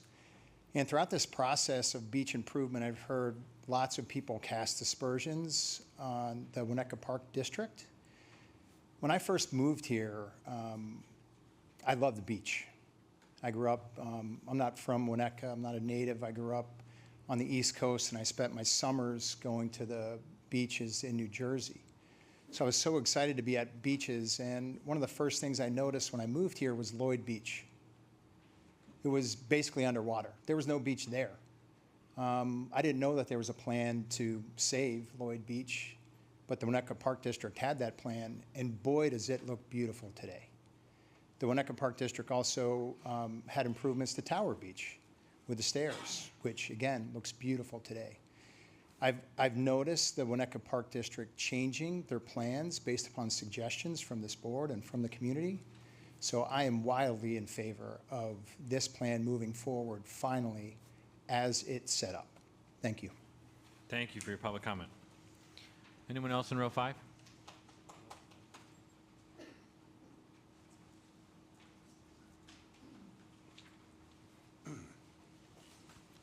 I'm John Root, a resident of Winnetka. The Winnetka Park District has submitted its special use permit for Elder, and it is currently being reviewed by village staff. The Elder SUP is directly impacted by your decisions with respect to Centennial SUP and vice versa. The Elder plan includes a northern stone groin that is 61 feet wide, is 4.5 feet high above grade, and encroaches 30 feet into the front yard setback at Elder. And a southern stone groin is 31 feet wide, has a 3.5 foot height above grade, and encroaches 40 feet into the front yard setback. The WPD claims that both structures do not require variances because these structures are walls that are less than 6.5 feet height above grade. Describing these massive structures as simple walls is ridiculous and would gut the village's front yard setback ordinances and the village's requirement for variances. Mr. Schoen appeared to support the WPD's interpretation when he described the elevated boardwalk on Centennial as a wall, and only the railings on top of the boardwalk required a variance. Also, the WPD only applied for a variance for the railings on the pier at Centennial and not for the pier itself. Just looking at this, here we have a pier on Centennial going out 230 feet, and it also has railings on it, and you're only permitting the railings. You're not calling the boardwalk, you're not getting a variance for the boardwalk itself. And I guess I'm going to ask Mr. Schoon, how is this boardwalk, this pier structure that goes out 230 feet is 71 feet wide. How are you going to pull the rabbit out of the hat and make that a wall? Thank you for your public comment. Anybody else in row 5?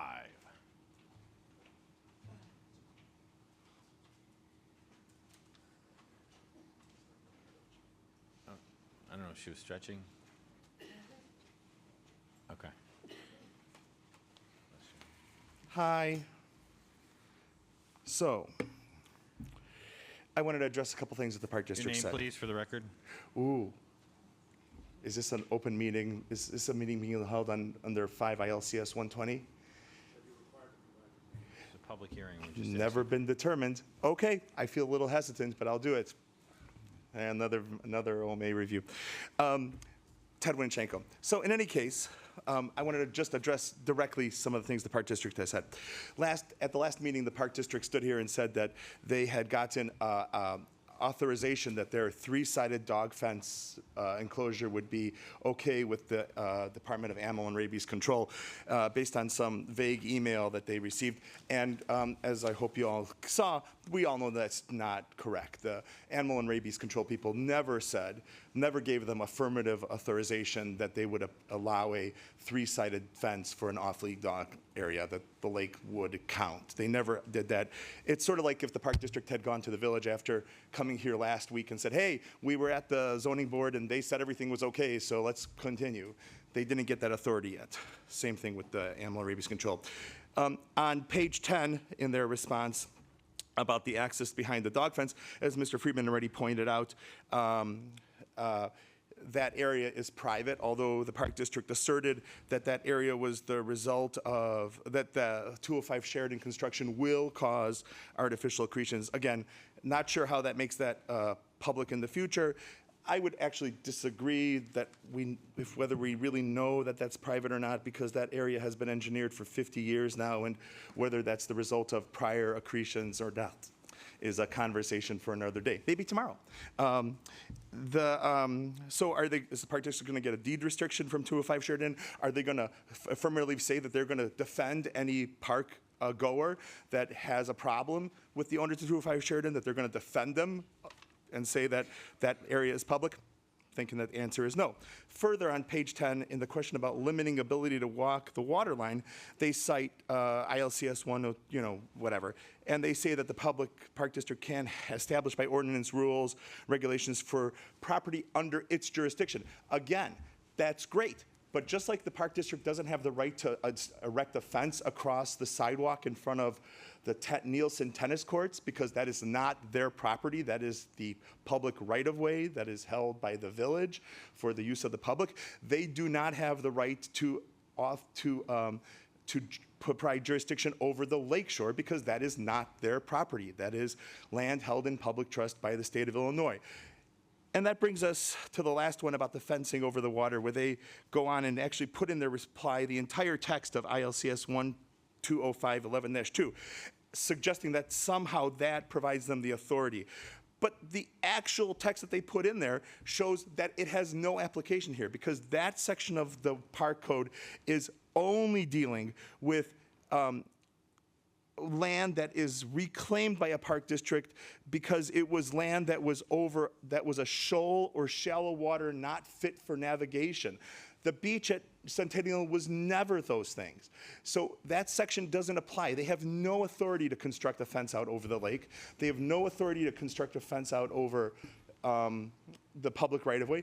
And I would argue that you don't have the authority to grant them that ability. And since Mr. Friedman is here, I would be interested if he would provide the zoning board direction on whether or not that's a real thing. So in any case, thanks a lot. I did notice that the mid-property breakwater doesn't really have a staircase going over it. Nothing for you here, but I'll have to make sure that the IDNR knows that they should put a staircase there. So thanks a lot. Thank you for your public comment. Anybody else? Please come forward.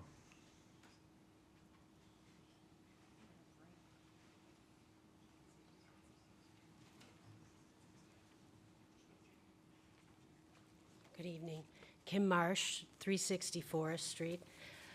The focus of my comments tonight are on an issue that I don't think has really come up or been highlighted, and that is the restrictive covenant that was entered into between the Park District and the owner of the property to the south. I tried to find it on the Park District website. It is not a document that is linked with the other documents and the Centennial link. And I brought several copies here tonight to make sure that each of you, if you don't have it, would be able to take one for me tonight and read it, because it's very instructive. And I'm baffled that it hasn't been addressed formally in any way. And in it, in one of the provisions, it's already signed between the Park District and Orchard, whatever they are. It runs for 50 years. So it says that the project elements, it is the intention of the parties, the project remains in place in the same location where the project elements are located as attached in Exhibit A, and except for ordinary wear and tear, will remain there for 50 years from the execution of this agreement, which was in April of 2024.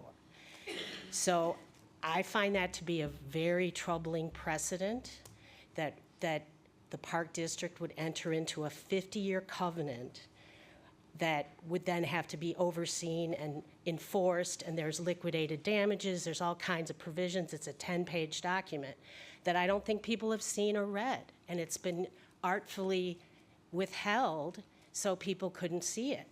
And I'm happy to provide copies to anybody who hasn't read it, because it's a very important thing for each of you to read and consider when you're doing your due diligence and considering what is being put before you. The lack of transparency is very troubling to me and is a pattern.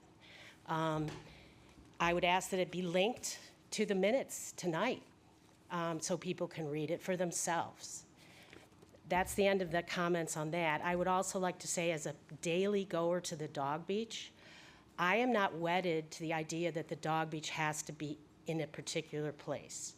There's a lady who's mentioned that several times. I use the dog beach sometimes twice a day. I don't care where it is, I just want a dog beach.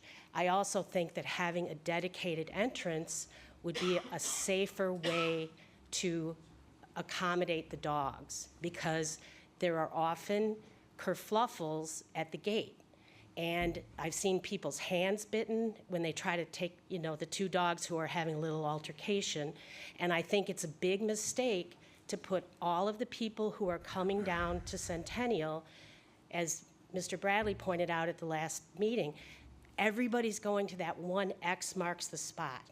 And that doesn't seem to me to be a prudent way to put everybody together. The dogs are coming, the dogs are going, the strollers, the kids, and you're just putting everybody in that one entrance point, and I think that's not a safe way to go about it.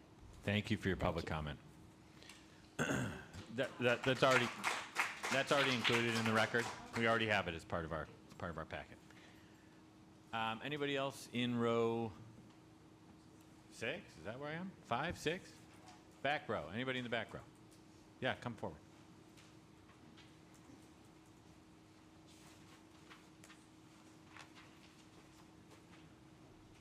Hi, my name's Matt McCarron, longtime Winnetka resident. I actually grew up here and I had the fortunate to be able to move back. So something I'd like to focus on tonight is the proposal for obviously Centennial Beach, and it's 79-foot by 240-foot long pier that is supposedly supposed to keep swimmers and dogs apart, because apparently A simple fence just doesn't make a big enough statement. We're calling this new pier into the lake a viewing platform, but really it's more of a new spot to take in the lake. And let's be real, this is Lake Michigan. We've been admiring it just fine from the beach for generations. Do we really need a multi-million-dollar pier to see the exact same view we get from the shore? Then there's the claim that this pier will protect the shoreline. Protect it. Even the Park District's own engineers said the pier won't help with erosion. So we're taking millions of dollars from taxpayers for a structure that fixes absolutely nothing. A marble facade with nothing behind it. And now we're hearing about a 50-year covenant. Are we really ready to lock up our lakefront for half a century? This sounds like Chicago's parking meter deal all over again. An agreement that sounds good today, but will have future generations asking, what were they thinking? So here's the real question. Do we need a multi-million-dollar viewing platform for a problem a fence could solve? Are we solving a need or building a monument to overthinking? Thanks. Thank you for your public comment. Anybody else in the back? Yeah, sure, come forward. You're,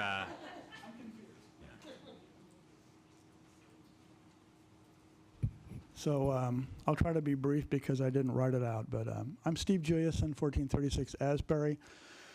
When I look at this pier, it's... we actually hear you better if you step away from it. Thank you.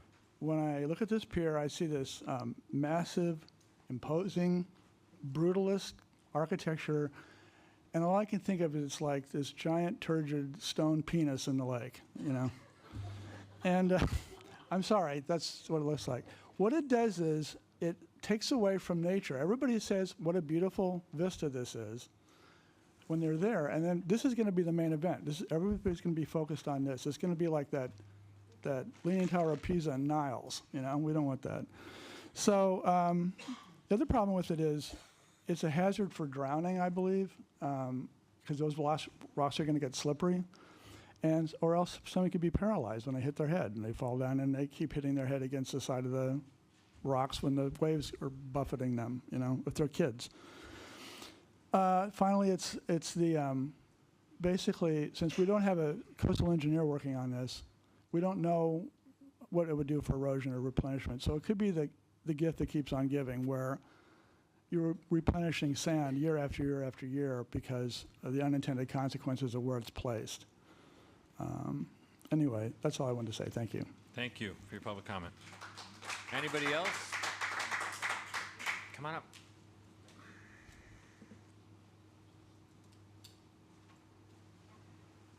Hi, my name's Amy Franz, and I live at 232 Sheridan across the street from Centennial Beach.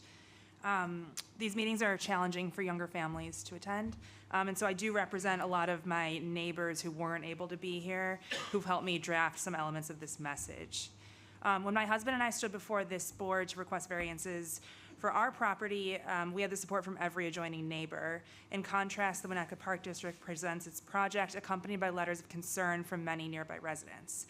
And as we reviewed many of these letters, one letter in favor of the project particularly caught our attention. It reads, "The delay is due to objections from a handful of neighbors who seem to want nothing done, and I assume they enjoy not having crowds and competition for parking. But the park was there when they moved in, and so they need to share the public space we all pay for." So I speak for myself and for many of my neighbors when I say this statement is exactly wrong. We are the young families who use the parks daily. We want the parks to be maintained. We want them safe. We want them accessible. We chose to live in a neighborhood with 2 parks, beaches, a large high school, an elementary school, and a state highway, all within a few hundred yards of each other. And so we live in the midst of activity, but there comes a point when it becomes too much. And we feel that this proposal really fails to address where that limit lies. The Park District dismisses concerns about congestion, parking, traffic, and safety by insisting there'll be no increased use of intensity at Centennial Park. If they don't intend to increase the intensity of use, why are we investing so much money? The proposal does not simply reflect basic repairs and updates that preserve the character of the park and the neighborhood. The Park District refers to Centennial as a walking destination for the neighborhood, yet the proposed plan will turn it into more of a driving destination. However, as I said, they provide no solutions for parking or congestion or safety. At its current use, we've witnessed multiple car accidents, bike accidents, close calls with pedestrians. There are no crosswalks near the park except at the intersection of Elder and Sheridan, making crossing safely elsewhere a matter of waiting and then rushing. Proposal fails to meet many of the stated standards for special use. We believe the plan to be injurious to our use and enjoyment of the property, create an unacceptable level of congestion, and worsen an already critical parking situation. Our neighborhood provides so much essential infrastructure for Winnetka, and while we rarely complain because we have accepted it when we moved in, we feel that this is not a license to keep adding more strain without thoughtful planning. We want what's best for our neighborhood because we believe it's also what's best for Winnetka. We aren't trying to keep the neighborhood to ourselves. We want to ensure that it remains usable and safe for everybody. And while we've repeatedly raised these concerns with the Park District, we feel we've been ignored at most steps. We call into serious question how this latest round of revisions, which proposes investing millions of dollars into the parks, accounts for no expectation of increased use. Thanks. Thank you for your public comment. Please come forward.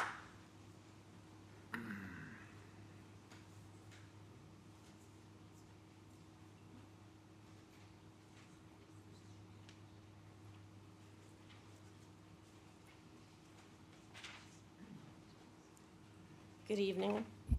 Is that all right? Perfect. Thank you. Irene Smith, I've lived here for 38 years. I live on Elm Street. The proposal you are looking at tonight was cooked up by several former and several current Park Board commissioners, along with representatives of the Orchard 2020 Trust, which is owned by Justin Ishbia. The plan is written specifically for the benefit of Mr. Ishbia. You may have noticed that he is represented by counsel tonight. When you add the park's proposals for Elder Beach, you will see 5 enormous intrusions into Lake Michigan. And then you add Mr. Ishbia's outside intrusions, which are already built. I hope the drawings of Professor Enquist and his students made an impression on you. What's wrong with Centennial Beach and Park just the way they are? Maybe we should be thinking about Elder. The new science suggests that there's no need to build these enormous breakwaters. What they will do is make it absolutely impossible to traverse the beach at the waterline, and it will be incredibly dangerous, as Dr. Sheridan has mentioned. The doctrine of public trust gives us the right to walk the beach. Why should the Park District oppose us? The park commissioners have made a huge pitch for their ADA accessible path into the lake, and it's enormous. Now consider there are no bathrooms in any plans for Centennial. Suppose you, an able-bodied Winnetkan, and your neighbor, who possibly is handicapped, who may use a wheelchair, suppose you or that neighbor need to heed the call of nature. Here are your choices. 1, swim from Centennial Beach around 261 Elder, also owned by Orchard 2020, and then go over to Elder Beach, and then you might be encountering a number of breakwaters along the way. Then climbing up the steps at Elder, and then using the bathrooms there. That's choice 1. Choice 2, go back up from Centennial Beach to Sheridan Road, walk to Elder Beach, go down the stairs to the bathrooms. Choice number 3, use Lake Michigan as a toilet.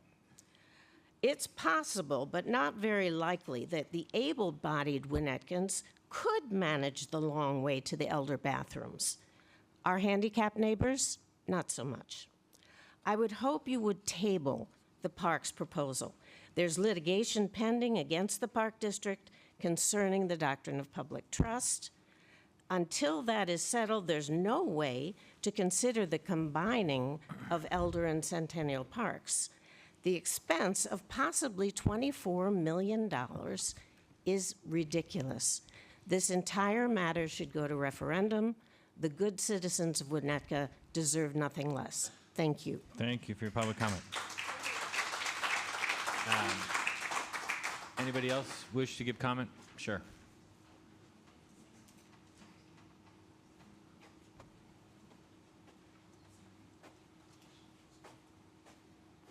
Good evening. My name is John Detchen.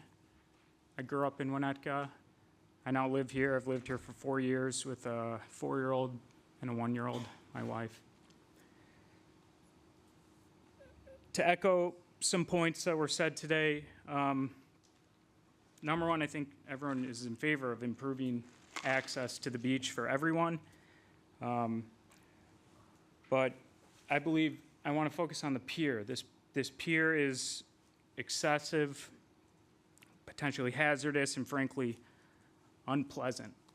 I think the plans should be as natural as possible.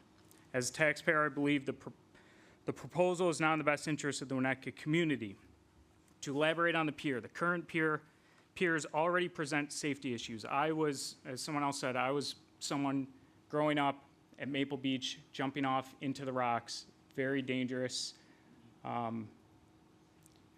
very dangerous for any kid out there. It was dark, and you're taking risks because you're a kid and you don't realize, but looking back, very dangerous thing. The piers also are often gross. They're covered in bird droppings. They're not appealing. They're not hygienic.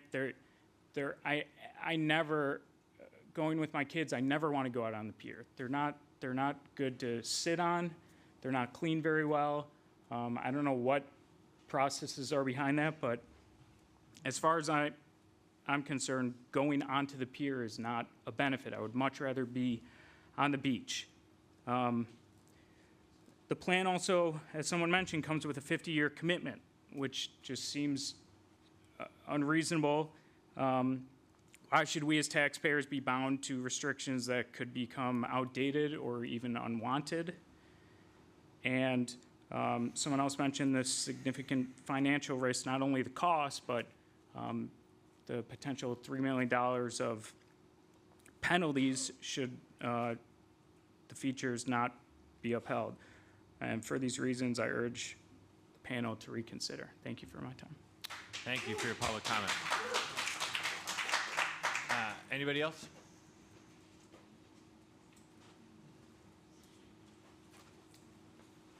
I figured I'd throw it in too. I'm Brad McLean, 830 Sheridan Road. Hi, Ann, David. I was on the design review board years ago. I was also on the park board many years ago, and I'm here to celebrate the 10th anniversary of the Lakefront Master Plan. 10 years ago, we developed that plan when I was the president of the board. 2 years after that, we approved it. It was a great plan then. The proof of concept, we see it at Tower Road Beach. We see it at Lloyd Beach. We even see it at Maple Street Beach and the beach house we cleaned up there. A lot of good things have moved forward. And so tonight, before you are a number of just very reasonable variances for what is now an even better plan, a plan that's been adjudicated, litigated, discussed, talked, presented, focus grouped, and repeated and washed many times. It's time to move it forward. You guys have a great opportunity in front of you. So I implore you to positively move this forward to the village trustees. Let them have their opportunity, and for everyone else again to show up and say the same things a couple weeks from now. Thanks. Thank you very much for your public comment. Anybody else? Okay, we've reached that point. Thank you very much then for the public comment. We're going to close the public comment section of the evening on this application. I am going to re-invite the applicant to rejoin us, give them the opportunity, though they do not need to avail themselves of it, to respond to any of the public comment that they heard tonight. Otherwise, we can move into questions.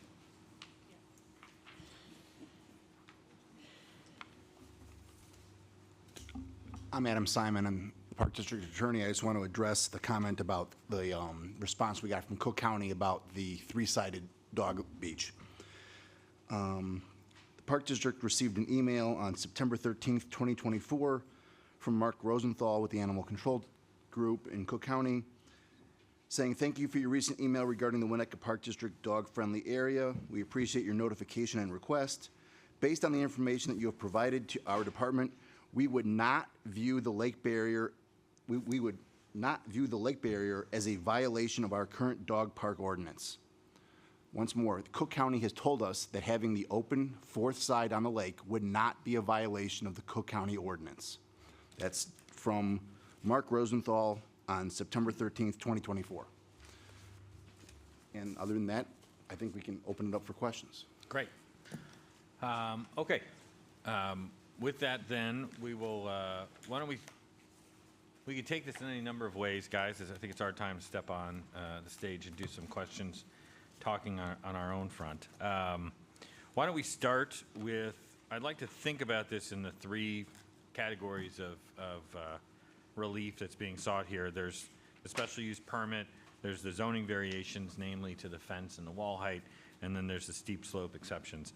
I think it's, might be easy if we break this into sort of component parts just to get people's questions, either of staff or of the applicant, and then we can go forward from there. All right, so why don't we start with, why don't we start with the zoning variation?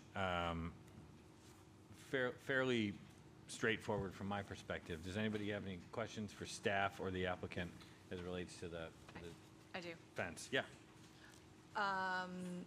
It could probably be addressed by either, frankly, but I want to get my head around two things having to do with the fence and wall height. First is the sand that we're talking about adding and how much space that would add from existing natural grade. And then the second question is the maximum height of just the fence, not the the steel part in the front and the concrete and the fence, just the bottom of the fence, the top of the fence. Some places it's called the handrail. I think I saw 3 feet 6, but I'd like to get a handle on that. I would like to rebut No. Sorry, the statement. no. Sorry, we're No public affirmative public comment has been permissions were- public comment has been closed. That he spoke. Public comment has been closed. Please go ahead, sir. So is that something you would like village staff to address or park district? I'm fine with either. I think it's a numbers question. So, again, I'm looking for some clarification on it looks like you're proposing adding 1.5 feet of sand on the bottom. So different areas have different variances of sand that's being included. The plan documents show where we would naturally accrete sand as by design, and part of our requirements for the fill of these beaches by the requirements for the IDNR and Army Corps engineers requires us to fill the beach to 120%. So we're going to design as the beaches are designed with the elevations for the breakwater, in this case the pier with the armor stone and the current steel groin that proceeds on the south side of the property, those sand depths and elevations as they would exist in their natural environment. So that is what's proposed through our coastal experts and our design, and those sand fills are shown in the planning documents. As it relates to those specifically for different areas, I can talk you through to an extent of what those are. I'll use this as a visual to help with that if you'd like, but we could talk through those elevations as need be. So is there one, Commissioner, or Chair, or excuse me, apologize. That's okay. Commissioner? Is fine. So something that you just said actually changes the question for me. Is the fact of the pier, were the pier to no longer become part of this, would there be less of or no sand required to raise up the base level? Sand will be required as part of this design regardless. The amount would be reduced because of the pier element being removed. We would still need to naturally put sand on the beach as part of the project. Okay. That is an element that's included and would be part of the design. Okay. And then that helps a lot. And then in terms of the handrail, it looks like 42 inches 3/6, and that's uniform. Yes, the handrail, the fence that's identified, and I'll kind of go back to the overall plan here is probably going to be the best way to identify this. In the capacity where it's adjacent to the off-leash dog beach, it's being used as a fence for containment of the animal. It doubles also as a handrail feature for the pier and the boardwalk. Once again, with a greater elevation difference from the sand level to where the elevation is of the top of the handrail.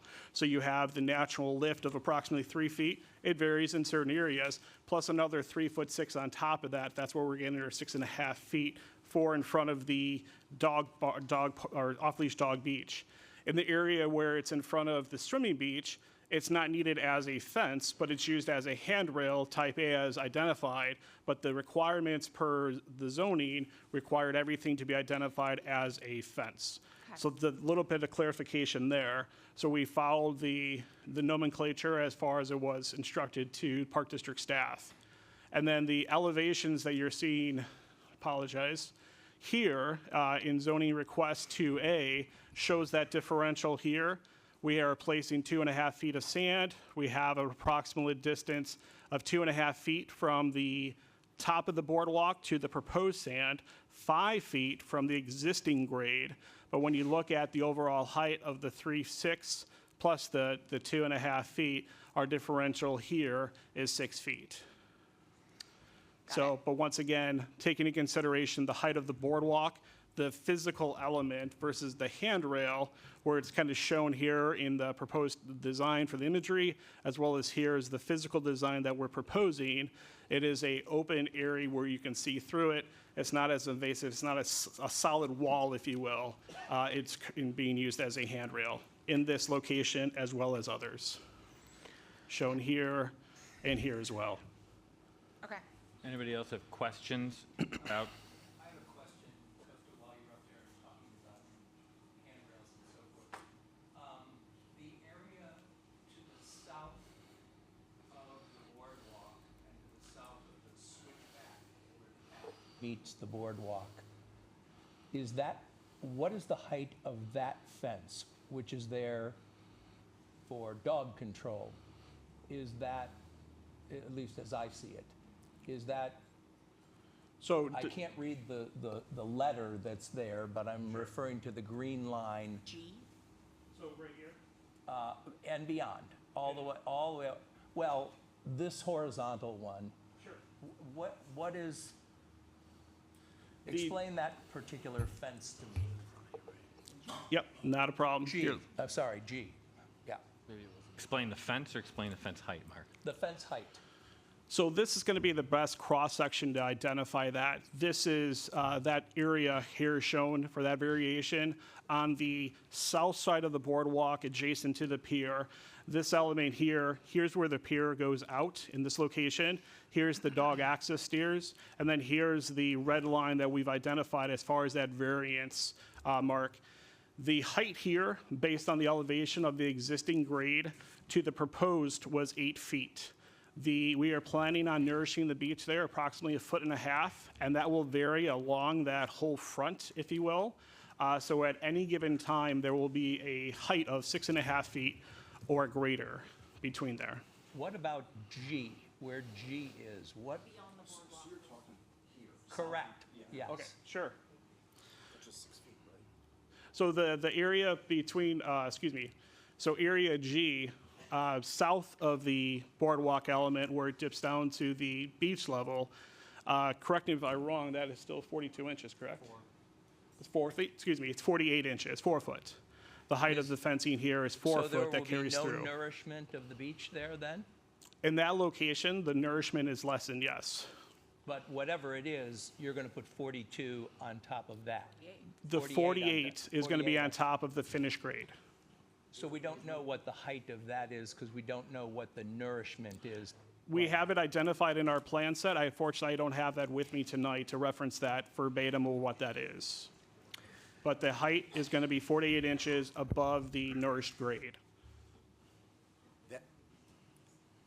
That's not an area where we're requesting a variance, just for clarification purposes. We're looking at for staff, the 10.5 feet, which is the variance at its maximum, is what we're seeking the exception on, right? It has multiple uses or multiple instances throughout the plan where that variance is being called into question, whether it's 2 feet, 3 feet or ultimately 3.5 or 4 feet, If right? you look at this diagram, I understand. Oh. I'm just simply asking if there was nourishment that was going there, and then you're putting 48 inches on top of it. If that nourishment is more than 2.5 feet, then you've come up more than 6.5 feet above the existing grade. And I'm just asking what your plan is in that area. You've suggested that there is no need for a variance there, so my presumption would be that whatever the amount of nourishment, it would be less than that which would cause the 48-inch fence to become higher than the allowable amount. from the Correct. We will present. always be under the 6.5 feet overall variance that would be, that would be required. And this is based off not only our review and submittal, but also staff's review of our plan set as well, our full documentation. Okay. Thank you. Thank you, Mark. Any other questions as it relates to the Yeah, the since fence? we're on G, I'd like to ask a question. So, when we're talking about, I mean, it's a direct variance, so we're not only trying to minimize it, but or do away with it in certain ways, but to also minimize it. So my question on G that then runs into the water, I get it, we want to keep dogs in, but there's already a big, huge stone wall behind that. Is that required? Is that fence from the corner of G all the way into the water? Can we just not have that? So the reason that's included is because, once again, we're looking at Park District property. The stone groin that lies beyond the Park District property to the south is no way associated with the Winnetka Park District. Got it, okay. So that has been included to meet the specification and requirements of Cook County in order to keep the dog park fenced on 3 sides. The height of that fencing is to be maintained on the steel groin, and as the sand tapers into the lake, we also anticipate that fencing to taper at the same residual height, so we don't have a variance greater than, to keep the views in public perspective. Yes. Answered. Perfect, thank you. Now to B, why is there a fence on one side of the pier and not both, or neither? Sure. So once again, the ability to keep the dogs contained within C, the dog park, we've identified that on the breakwater.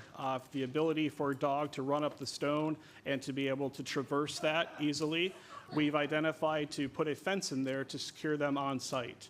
So that's the reason we've identified that. I'd also like to note that the amount of stone that's being shown in the visuals that is being suggested goes out 35 feet. That goes down to the toe stone at approximate elevation about 574, 575. So when you think about how much of that is buried under sand and the relationship to how it is working or how it's built by design to work as a breakwater, only a portion of that width is actually going to be seen visually. The rest of it is buried, just as the elements at Lloyd and you might have seen, or if you visited that site, those structures are the same widths, but what you see exposed is actually the piece that actually you're going to see at the end of this project as well. Very similar in Understood. design. Thank you so much. Of course.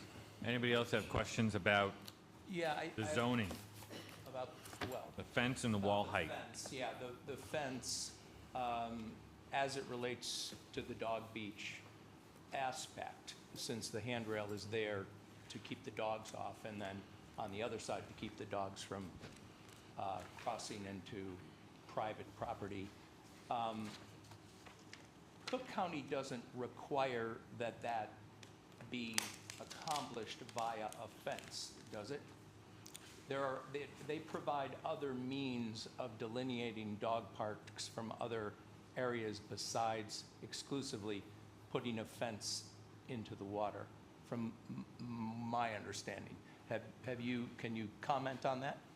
Sure. Shannon, I believe the correspondence you got back is they've also taken consideration breakwaters can lend themselves as a physical barrier too. Yeah. What options does Cook County provide for us, if any, other than a fence for the dog restrictions? So I think it's a case-by-case basis on what the county would authorize for that type of purpose. We do know that that fencing is appropriate for those purposes. There, again, like I said, case-by-case basis. For that, what I would mention in this case, a big reason for the fence in that area is in order to keep the animals from the pedestrians that might be looking to cross over. So there's a separation there from the off-leash dogs to people that may not want to be in the same area as an off-leash dog, which would be different than a dog that is still on a leash that's maybe on the boardwalk or up on the tableland. In the off-leash area, that provides a more secure area where it can keep the people and the dogs separate. Okay. But it is a case by case, and there are other alternatives that may or may not be acceptable to Cook County. That would be an accurate statement. A fence. That would be an accurate statement, yes, sir. Yeah, okay, okay. The dogs and people will be together down to that. Okay, never mind, I've got that part. Okay, any other questions relating to the zoning variation, fence, the wall height? Everybody feel like they got it? I have one question.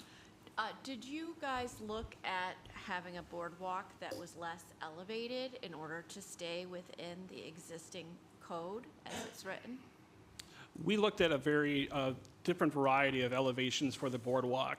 Once again, the elevations that are provided here is the level for shore protection, and what that provides as well was suggested by our coastal consultants and our experts on our design team to keep them at the levels that had been identified.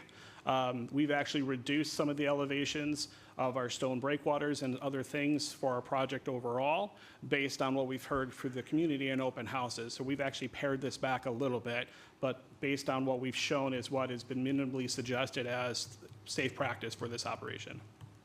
And is that driven by the pier elevation or by the boardwalk elevation alone? The boardwalk elevation itself. And go ahead. I want to reemphasize something Costa said. The boardwalk obviously is a pedestrian feature, but it's because it's on top of shore protection that it provides the opportunity to put a boardwalk there. The front wall, the easterly wall of the boardwalk, is our reinforced shore protection. And because of the gap between the existing shore protection and the new shore protection, it provides an opportunity for the boardwalk. So the boardwalk does serve two purposes. It's not just for pedestrian use, it's to enhance the erosion resistance for the bluff. Okay, anybody else, questions? Could the same, theoretically, if there were no boardwalk, could the same shore protection be achieved within the zoning code? So say that again, pause. So, council just mentioned that it's serving two purposes, that it is both a boardwalk and it is serving to protect the beaches and the bluffs. And I'm trying to get my hands around if the same shore protection that this is being proposed to do in part could be achieved with the 6.5 foot restriction, as opposed to, if the boardwalk element were not there. So if we were to pull the boardwalk element out, we would no longer have an accessible site. No, I'm clear on that. Okay. I'm just trying to say, one of the things that we look to do is minimize the ask and try and narrow things down as much as possible. And I'm just trying to see if the element that you're discussing, that it is both for access to the beach, but also to preserve and to protect the bluffs and the lakefront, if that part of things could still be achieved by staying within the zoning code. Based on the elevations and what we proposed, and let me pull up an image here to kind of help kind of foster this a little bit. Here you can see the existing shore protection shown in blue. Here's what we're proposing here in red, and the identified boardwalk element here on the north side of the pier that's been identified. The base elevation of this is less than 6.5 feet. The handrail option on top of that is what crests us to that variance by design. So it sounds like yes. So, well, no, don't I'm want just it- if you don't want suggesting a it's gate. the height of the handrail is deriving the variance itself, not the elevation of the actual seawall or the boardwalk itself. Right. So said Could another we- way, if you wanted to have a boardwalk with no fence on it, we'd be in the wall We could category achieve of- that, but yeah. then fall Yeah. restrictions and concerns around fall heights Hey, would I be totally an issue for understand that. us. Or So- no boardwalk, but simply shore protection would not necessitate a fence then, or a railing rather. Yeah, That so is, the boardwalk feature is a feature. it's still provide accessibility to the swimming beach and to the dog beach access port. So the shore protection is being provided as long as with the boardwalk itself, and in turn provides the access for that, not only for the ADA access, but also provides the physical access for maintenance equipment. As it was suggested earlier by a member of the public, Centennial is the only site that we don't have access down to the beach to maintain it. So this also doubles as a maintenance, not only for Park District, but also allows for life safety equipment to get down there versus the staircase that is locked currently as its only way of access down to Centennial Park now. And as far as, sorry, so as far as the actual shoreline protection, no, if there was no boardwalk, if there was no pier, it would not protect as much as it would with those features. Because by just those features being there, you are going to be able to accrete more sand along those horseshoes and in front of the boardwalk itself. If you don't have that, you're going to have one larger horseshoe that is going to be much less beach, and that protection of the bluff would be there, but not the shoreline itself. So you're saying that the boardwalk is essential to shore protection, not simply a wall, a steel wall to at the It allows western more, edge. it allows more shoreline to be there in that area. Is that based on the coastal engineering? The coastal engineers said that? Did you have coastal engineers? We have gone out with a third party. The state of Illinois does not recognize coastal engineering. So as identified, it's civil engineering who completes that skill set. We went out to RFP, and based on the three firms that are submitted to that, we selected the best identified out of those three. Red Barn Engineering, along with Shabik and Associates, are the coastal engineers supporting context for this and designs for this project. So are there such things as coastal engineers, or? There are, yes, there are. Okay, but the state of Illinois does not require that you use one. The state of Illinois does not recognize coastal engineering as an engineering feat as far as permitting, as far as licensing. Okay. Right. Okay, thank you. Okay, as to the questions, any other questions of the applicant or staff as it relates to the zoning variation of the fence and the wall height? We're measuring from the low base point up to the height of the fence. We're utilizing we're using a residential standard of a 6.5-foot front yard fence for the purposes of these calculations. And we're measuring from the base to the highest point of that fence. At its worst is 10.5 feet. At the various points therein, it's less than. Any other questions? Okay. Let's go then to the steep slope exceptions, if we don't mind. Any questions of staff or the applicant relating to the steep slope exceptions? I have a question regarding the reconfigured mid-bluff paver walkway. You had mentioned that it's actually smaller than the original, than you had originally kind of mentioned, but I'm trying to get a sense on if it is smaller than it exists now, or if the reconfiguration is not just a reconfiguration, but an expansion. So the slide on the screen shows both the current iteration as well as the existing condition. The existing condition is the one grayed out in the background here. Right. It was kind of a U-shaped. There was a sidewalk in the mid-bluff that you were able to walk down, and this was 2 points of access to a single bench that is located here. So by design, there was 2 points of entry and exit for this mid-bluff walkway. You were able to walk through here, sit, enjoy views, vistas, and continue out, or vice versa. The new design, because we did away with the mid-bluff sidewalk, is we've connected it back to an access point that was accessible. In this case, the closest access point by grade to make this work with the slopes was located here at this interchange. This is a landing on the ADA walkway to connect that. So by function, we're using what's minimally required to put back, or in this case, maintain a mid-bluff engagement area with a single bench and accessible as it was before to the sidewalk.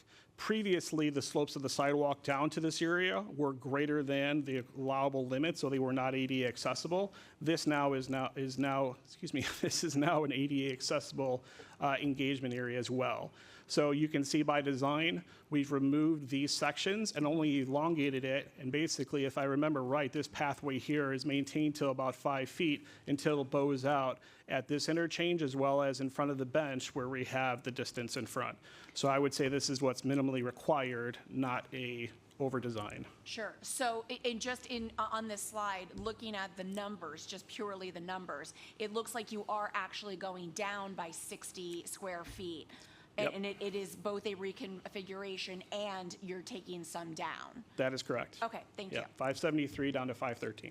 Okay, square footage is not the issue before us, though, it's the width. Any other questions relating on the steep slope? I have some. Costa, is this, I do, the steep slope ordinance, looks to maintain as much as possible the natural elements of the slope and to disturb it in the least, in the smallest way. Is this plan, in your view, accomplishes that? That is, there were no other ways considered that would, or available, that would put less stress and change and removal of natural materials that are growing other than this plan? The grade that was selected in the design that you see here presented tonight was based on the topography of the natural park land from the tableland down to the beach, basically the entry point of the current steel sheet piling. The design, as it crosses through that plane, we've looked at elevations with switchbacks. We looked at elevations with our shorter grades, elongating it to make it a little bit more simple. We're keeping this at a pitch of, I believe it is 8%. Right, 8.3 is the max. We have it below 8%, so we're trying to make it as steep as possible, but staying within the limitations and not elongating it further than it need to be. The width that was identified is based on maintenance equipment along with accessibility. The clear width that we are looking for is 9 feet. Inside of the handrails, as it's proposed with the retaining walls, is 9 feet. That's based on us to be able to get a piece of equipment down there with 1 foot of clearance on each side to be able to remove some of those hazards that were identified from the community this evening that occasionally wash up on shore, to be able to do that in-house with our equipment versus having to outsource with a barge or something else. It makes a lot more sense to be able to maintain our beaches at a bunch of different levels, from grooming techniques and management to sand raking and management, sand nourishment potentially in the future. Those are things that we're taking consideration in excess of or in greater thought of, plus the ability for emergency equipment to get down there, whether that's the police with their equipment if they need to access the site, or life safety for the fire department and the paramedics with a stretcher or whatever is needed. Fortunately, it's not designed to support an ambulance. That would even be greater, but there's enough room for them to traverse with their equipment. Okay, so the width is driven by the equipment requirements as opposed to the ADA requirements. The ADA requirements, you need a path, but you might not need it as wide if it weren't for the requirements for equipment. That is correct. I would just like to emphasize that, once again, the 5-foot width that's been identified as part of the steep slope is more residential based. Our project is public based. There was questions and concerns about the flow and access. We think it's appropriate in size, so you have two-way flow, strollers, buggies, wagons, things of that way going down the beach. Accessibility for wheelchairs, things of that nature, or in this case, also dogs, to have people have a little more sense of comfort instead of being right on top of somebody in a 5-foot width, having a 9-foot width clear gives greater accessibility or greater passing for that as well. So an abundance of consideration for different accesses for the beach. And is there a similar path over at Elder so that you can get the equipment down at Elder? Or would that be a different, does that exist now? There is a pathway that exists today. It's greater than 17% slope, so it's not accessible. But it's in a path that exists today. Not ADA accessible, but Correct. it is equipment accessible. Correct. We have one at Tower where we can access, Lloyd, Maple, as well as Elder. Centennial's the only outlier where we cannot access with equipment. Okay, so this is required because the two beaches are separate and you can't cut across the... The current infrastructure that's on the lakefront changes by sand elevations with the flows of the lake and so forth. Right now, the access from Elder to Centennial is non-existent as far as with equipment within reasonable accommodations. Plus, we would have to cross a private beach, which we cannot do with equipment. Okay, thank you. Anybody else have questions on the steep slope? I do. Okay. Appreciate. Steep slope ordinance set for residential. You guys are a public use. Totally get that. The outcropping stones that exceed 5 feet in width, you've got them at 6 feet. What's the justification for that? Once again, the public setting, 5 feet width, we felt that it was more accommodating to have the additional foot when you're thinking about passing traffic, people walking up and coming down simultaneously, or if somebody's sitting on one of the steps, or a couple of kids might be enjoying, the time they're reading some books, what have you. We felt that it was, appropriate in a public setting versus a private setting. Okay. What are the width of the steps traversing up and down Lloyd Beach? I believe those are 5 feet right now. What about a tower? So towers' widths, I want to say, are greater than 5 feet. In areas, I believe they're 6 for the most part, 6 foot. Okay. So you're not pointing to ADA issues, their steps. You're not pointing to emergency or maintenance reasons for the increase. You're really saying it'd be more convenient to have an additional foot of space between the population. It's design principle and how they're intended to be used, yes. Got it. On the mid-bluff paver, which you spent some time talking about, can we go back to that slide? That's super helpful. Thank you. We're measuring that at certain parts it exceeds 5 feet, but at other points it's actually less than 5 feet. Is that your testimony? I would suggest, without having this to scale, that the entrance point from the walkway to roughly around here should be within that 5 foot width. This is where it looks to begin to taper out. Once again, to include this element of the outcropping stone intersection, as well as the distance in front of the bench as it's relocated from its current place here to identified here. This was done to increase the views and vistas from that location for the for the resident or the community member who might be engaged there to enjoy those views. Okay, so the minimally invasive test that we're trying to apply for the steep slope standard, which we all agree is important, we're asking for a deviation from that, one, because it's a public use, and two, because we want to have a space where somebody can sit and enjoy the view from right there. As it's currently designed and it's used today, we want to keep that same standard. Okay. I want to go back to the ramp now. So it's 10 feet in width. 5 feet is what's there, so you're asking for double. You said at the prior meeting, maintenance vehicles were not going to be going down there during the same point in time, hours that the beach would be open and accessible by the public, by the dogs, by the wheelchairs, by everything. Is that still your testimony? We would limit that as much as humanly possible, but if we needed to close the ramp for a maintenance emergency, if something washed up, or it's inclement weather in the wintertime when we might go down there to work, when typically would not be open, then there might be intermittent times during the work day that they might be traversed, but during the like the busy season of the swimming schedule, we would limit that as much as possible. Okay. And so then otherwise, in the situation of an emergency, God forbid, heaven forbid, we're directing paramedics to be moving through the switchback to get themselves down the ADA ramp at 10 feet to the base where they can then deal with whatever the emergency is at the base. That's our fastest way to relief. That is correct. That would be the fastest path. Okay. Right now, there's a staircase that's limited by a gate, and it's a 5 foot width. Okay. we keep calling this an ADA ramp, but just to be sure, is this ADA compliant, meaning it's otherwise meeting ADA standards, but that is not, as you've defined it, the single use from an ADA accessible perspective? It meets all the standards, but it is also multi-use, correct? Okay. And it is a single staircase, or a single ramp, it is not a switchback. Okay. Traffic on these steep slopes as they're coming down. Humans, dogs, wheelchairs, strollers, maintenance equipment, they're all traversing this same 10-foot wide, but 9-foot once you put railings in there, pathway down to the water. Is that right? That is correct. Okay.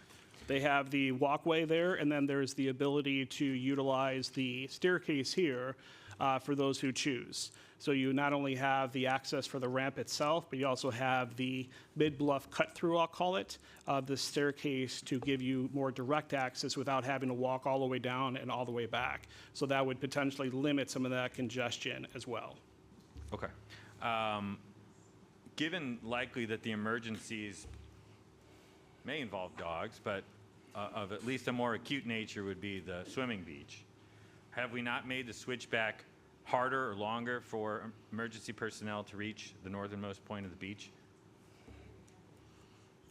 I would probably argue the fact that whether your location to your start of your slope began here to be able to require that, or if you basically traversed it the opposite, started here and worked your way back down, you would still be covering probably the same distance.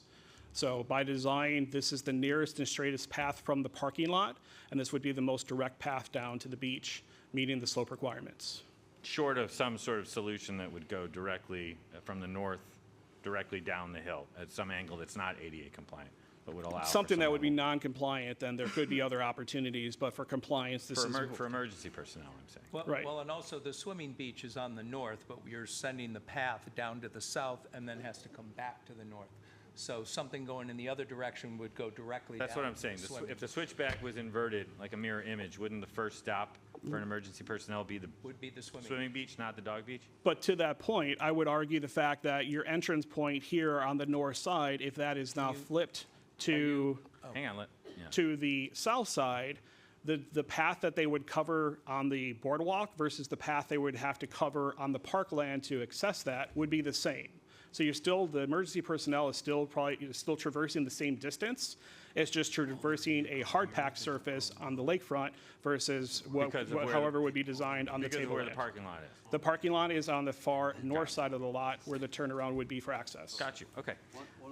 One quick thing before, because we're talking about this path and everybody's thinking of it in a two-dimensional world. There's a three-dimensional aspect to this. And if you look at that mid-block area where we're talking about the little seating area, no, to go back to the plan. I think it's important, just go back to the plan. That paver area, if you look around that paver area, you see a bunch of circles on the drawing, the little paver seating area. Everybody see that area? It's all green on the drawing. Yeah, it's a nice kind of Kelly green. There are a whole bunch of giant evergreen trees in there. And that is a beautiful little knoll. It's almost like it's a scenic little space that somebody created, some Jens Jensen or whoever might have been, created it years ago.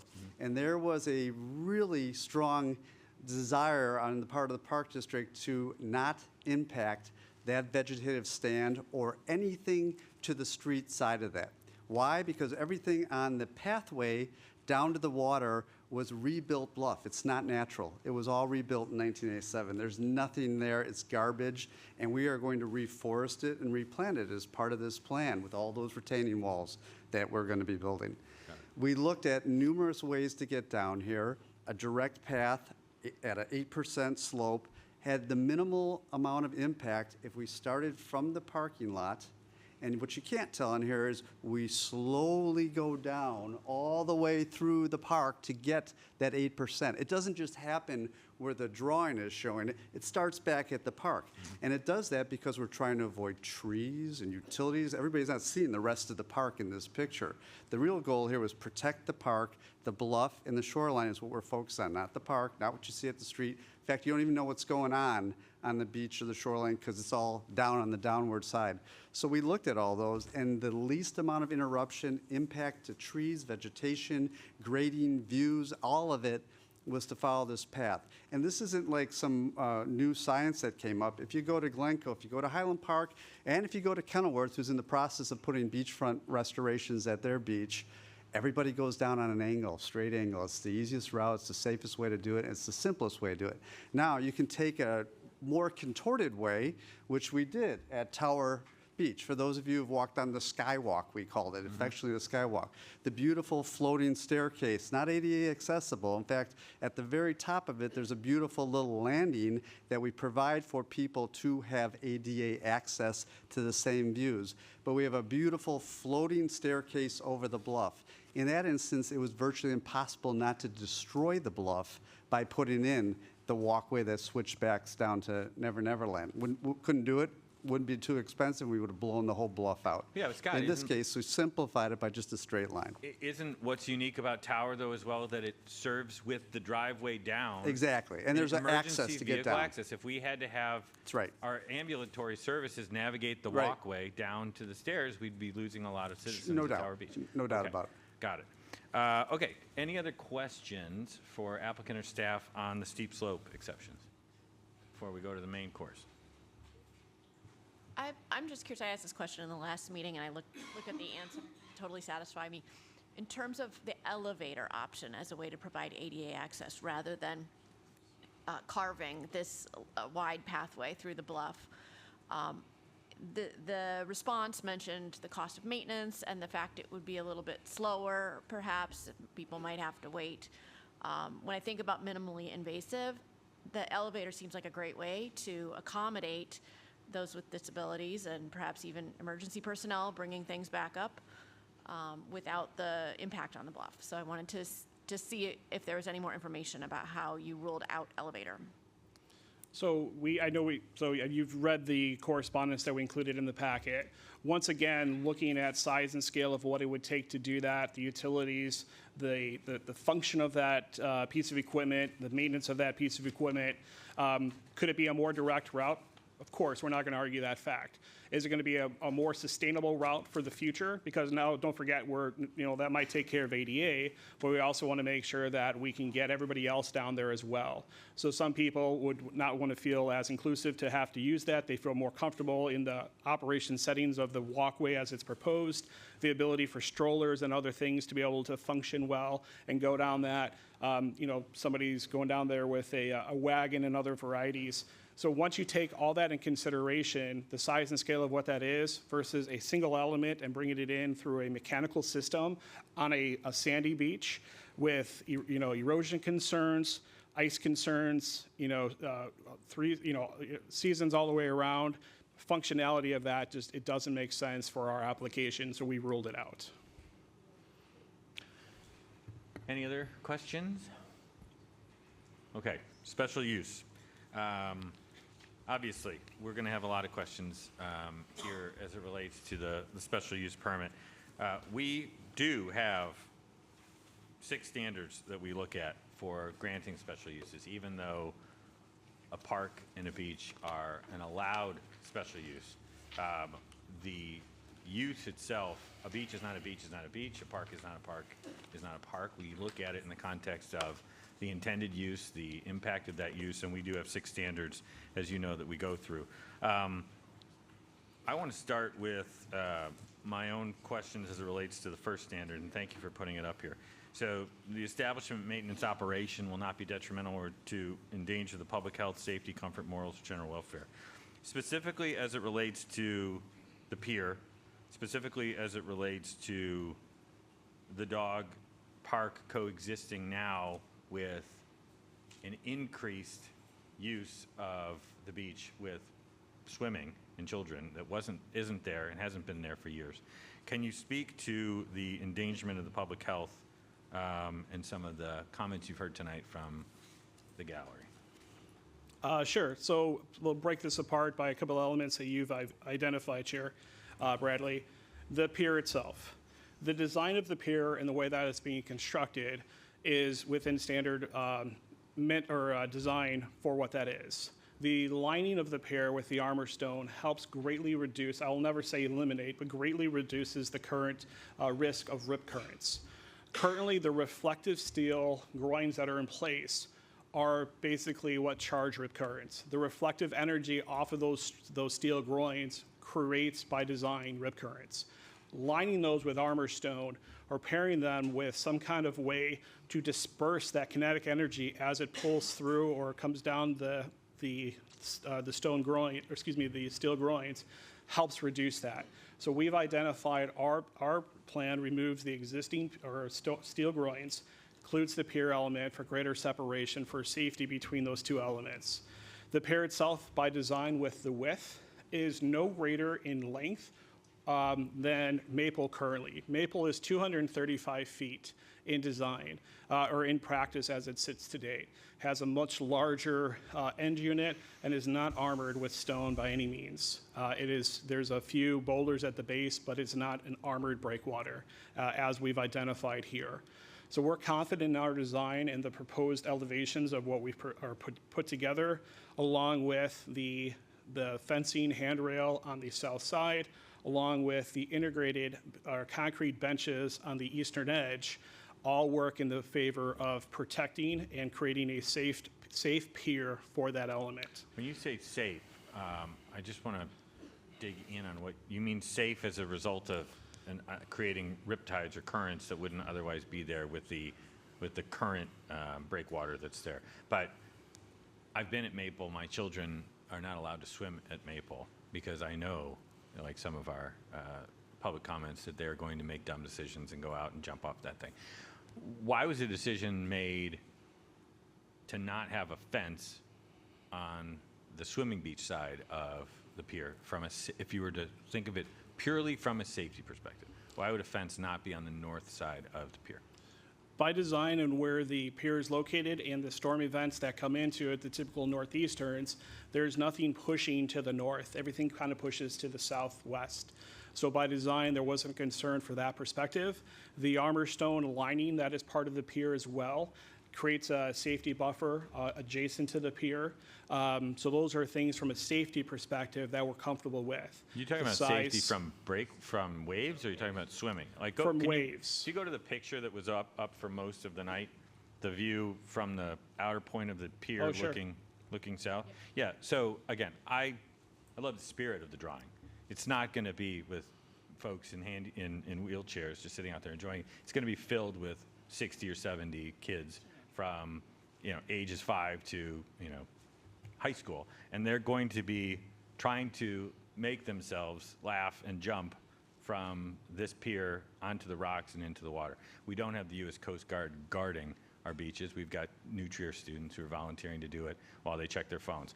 What safety We have provisions- certified lifeguards that manage our beaches. Okay. They are hired certified lifeguards.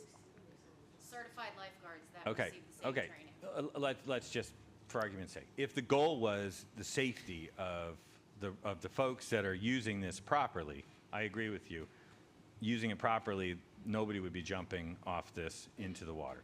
But knowing kids as they are, and knowing what happens at Maple, and knowing what's attempted to happen at Lloyd, I've seen any number of kids try to climb the rocks at Lloyd like it's an amusement park. How might we be assured that the public safety of the children that are taking advantage of the pier is protected when there's no fence or anything there to guard against their going out into the water at 200 feet out into Lake Michigan? I'm going to answer your question with a question. What degree of nefariousness do you suggest that we would be responsible for protecting against?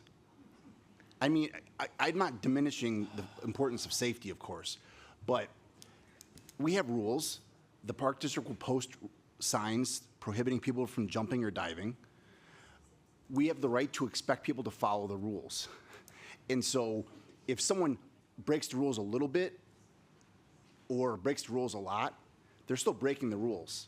And we have the right to design the facilities in light of the rules that we put in place to protect people and enhance safety. So when you have That's a fences, troubling response. when you have fences set up at the boardwalk and at other places to guard against the very safety that you're talking about, dogs, people falling over, accidental use, not even the miscreants, nefarious behavior. somebody taking an accidental feint and going forward, over those rocks and into the water. The same, care that you seem to have put towards the boardwalk and the fences that would be there to guard against accident don't seem to be here on the pier, with the exception of the dog beach, which again is also buttressed by these large stones, which I think any dog would have a very difficult time getting from the water up through those stones and up over that fence. But I'm just trying to figure out why the safety of the fence was not considered on the northernmost part of the pier. That's my question. So just to be clear, you're suggesting that an enhancement would be to put a fence on the north side of the pier too? From a safety perspective. Just want to make sure. I understand you want to increase the fencing. I want to understand the decisions as to why it's not there now, as it relates to the first standard of public safety. So the pier design, as you see it here, the reason the armor stone is elevated above the pier elevation is by design, so it creates an inherent lip, so there is an obstruction where you can't just roll off the pier. So by design, the concrete benches that are integral to the exterior of the pier on the far east side, as well as the stone placement as you work your way west, is elevated around the pier at an elevation, I believe it's 586, and is tapered down from there to 583 as you work backwards. So you're going to have the most exposure. We have armored stone that's elevated above the elevation of the pier, tapering back. There is a point about mid-pier where that equilibrium changes, but at that point, that's where the sand starts coming up to the pier. I'm going to switch back to the overall plan design here. Apologize for the quick show, but once again, this elevation through here, as it tapers back down, the sand starts coming in. So once again, to be able to walk off the pier onto the beach here is going to be basically flat. Somebody could traverse the two. And as you work your way out to the east, we have the stone buildup around it, as well as the integral concrete benches to be included, as well as the safety railing, or in this case, the fence on the south edge. Could we install a rail on the north edge as well and surround the outer part? Sure, but you would understand those same individuals who are choosing to dive off of that now have a 3.5-foot elevated platform to make it more enticing to dive from. So any way that you slice this, you can take in consideration the people who are going to use this the way it's intended to will. Those who will not will choose to do otherwise. We've had a few community members speak on their own behalf of what they did when they were young. Once again, we're trying to limit that as much as possible. The certified lifeguards that we have on staff and our beach attendants will make sure during hours of operation that people are not climbing on the stones and not walking those unsafe conditions, because that's not permitted. We also have the signage to adjust that as well. That was included what our rules were in the original submittal for the special use as well. That was indicated. Okay.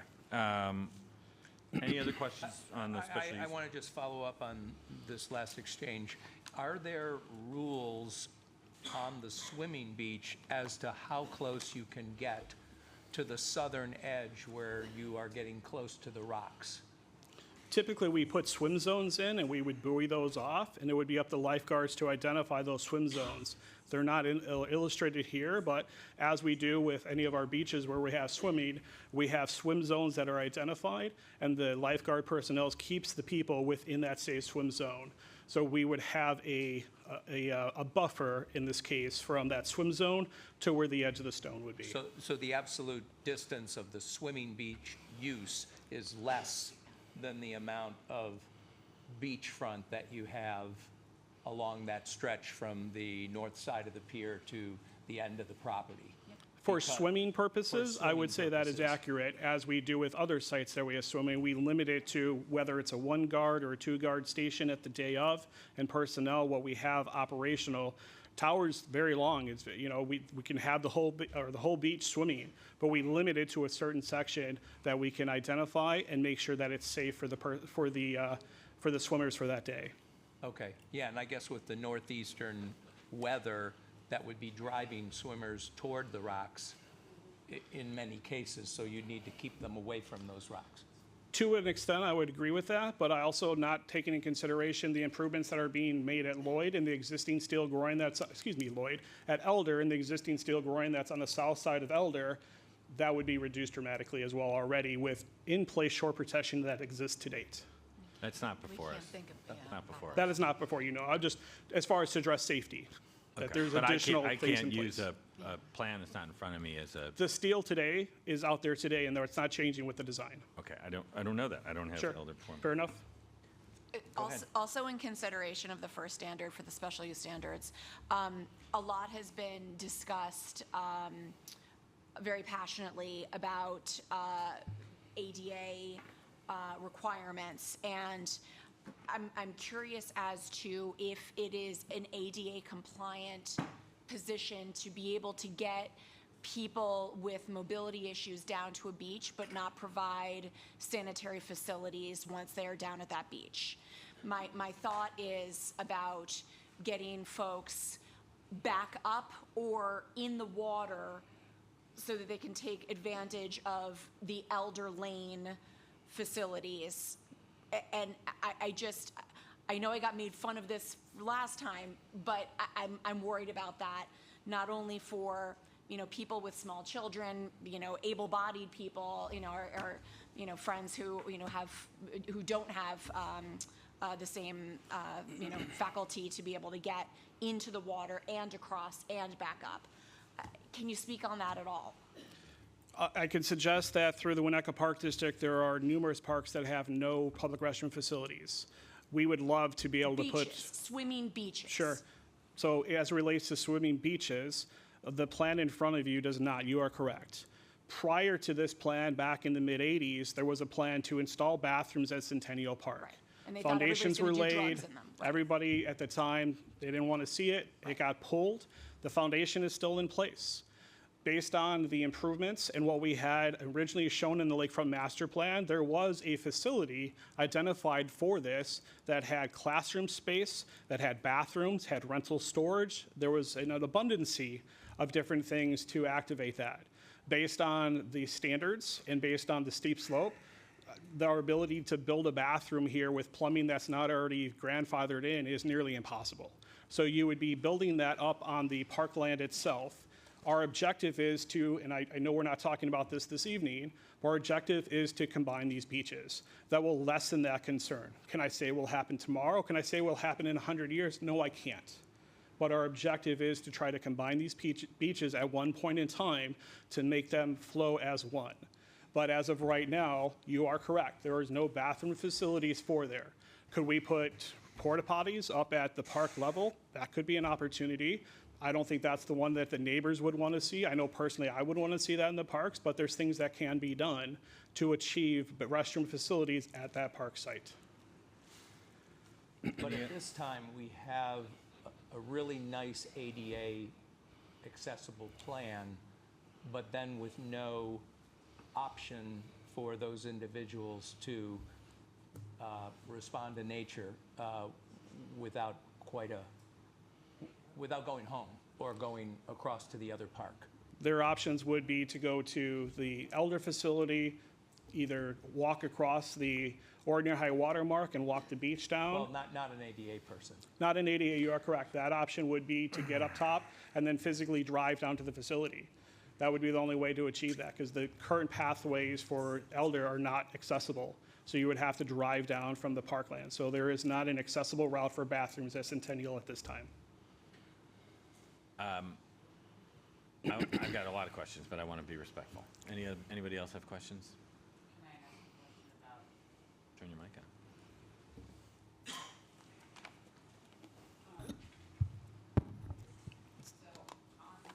on. My question's about the dog fence and public access. So the south side dog fence, is that as I understand it, that's sitting on top of the, I don't remember what Existing steel groin. the steel groin, thank Yep. you. Is it possible to move that fence in, off, further north so that we can have public access along the south side of the property? That is a possibility. The reason the location was chosen was to use the infrastructure of the existing steel groin to be the foundation to build that fence off of. that was the reason that was chosen, to keep the width of the dog park between 240 and 270 as identified through the park board and what they presented and voted and approved for the plan. But that was the catalyst for this, was to, by design, to include that. I believe it was mentioned here tonight that there could be as part of the motion or recommendation, that portion would need to be solidified with whether it's an easement, agreement, what have you, to achieve that pathway where, public people or the public body can cross that without being in conflict of trespassing. Or So you could move the fence north. we could move jog the fence north around that up to the staircase or in its entirety. Okay. On the side of that path, the house, but can you traverse that entire path south?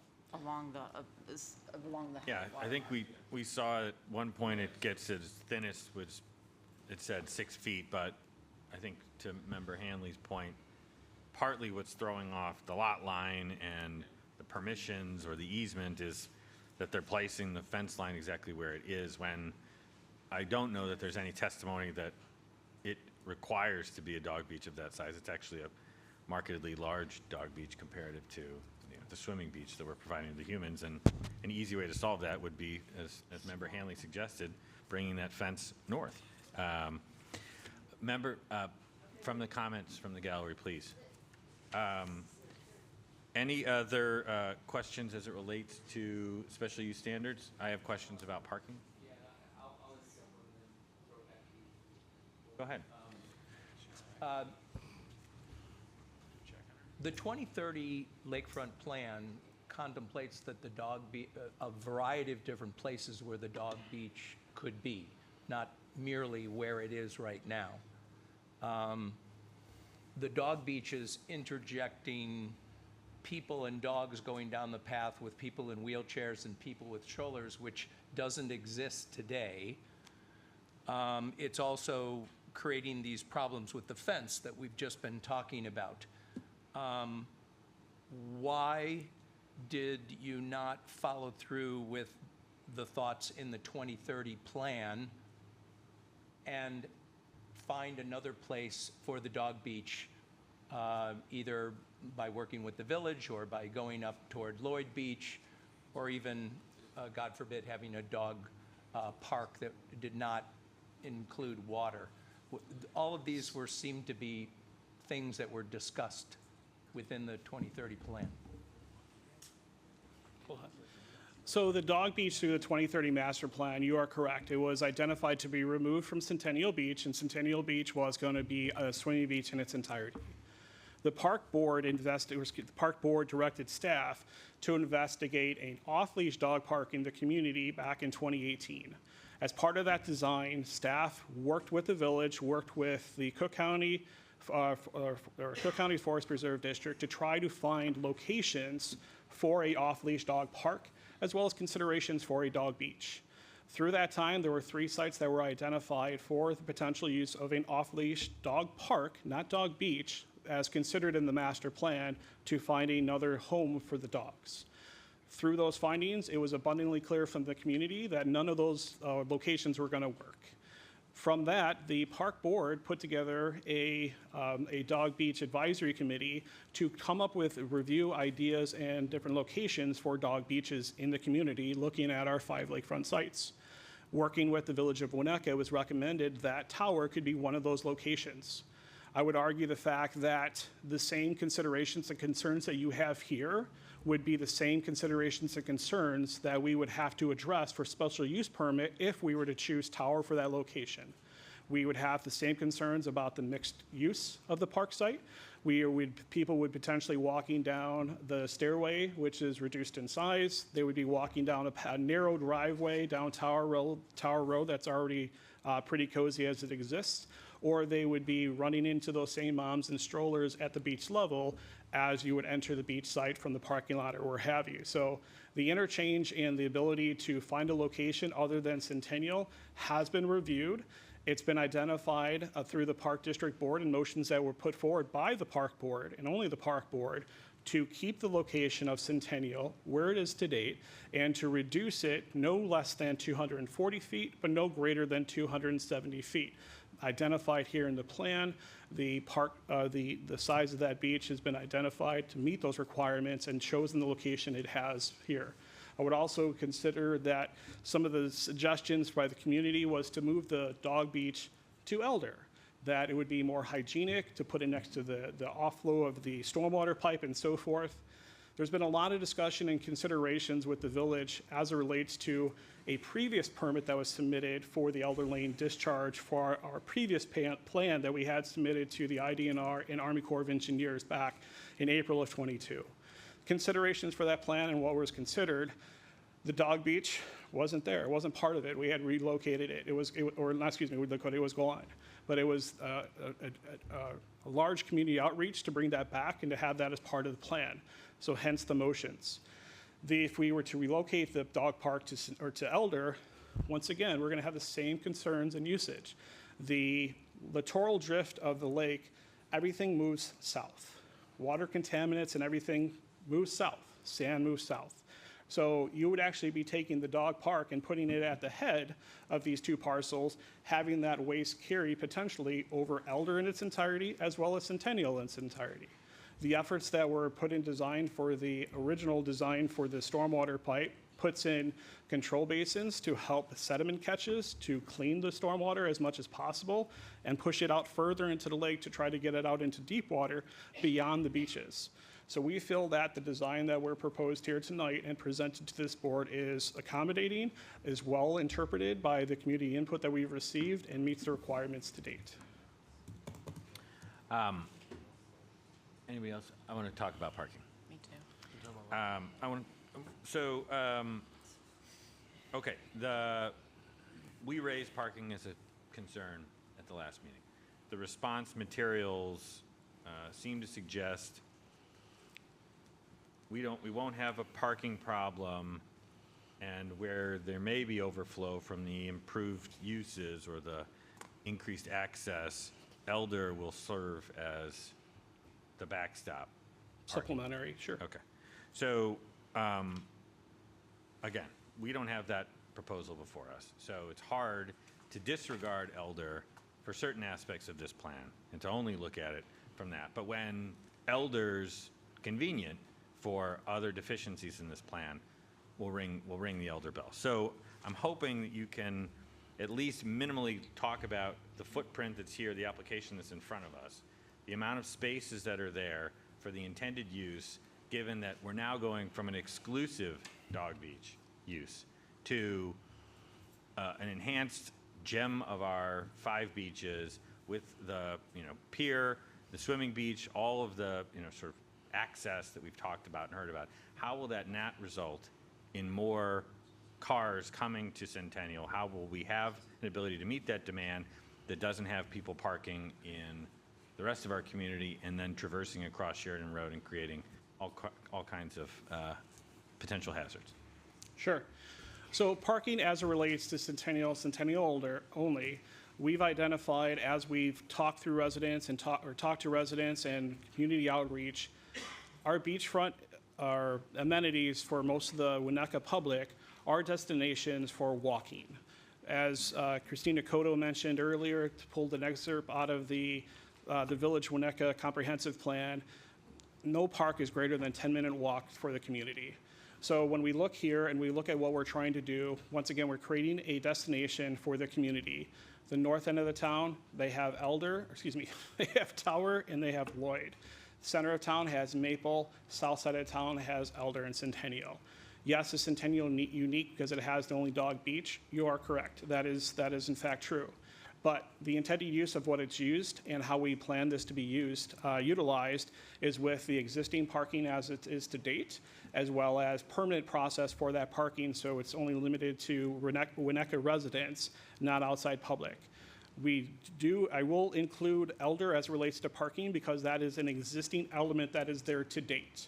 Currently, off-season, it's utilized with New Trier High School, and you'll see that lot very full during the school day. But in the summer months, as I mentioned for Centennial, a lot of the people don't commute to the beach via vehicle. They commute via walking, bicycle, scooters, you name it. Have you done So a they parking have the study? abundancy. Have you done a parking study? Has there ever been I'm a sorry? Has there ever been a parking study done? As We have to- not done a parking study for this plan as it exists today. So I would tend to have believed you that a lot of people walk to the beach.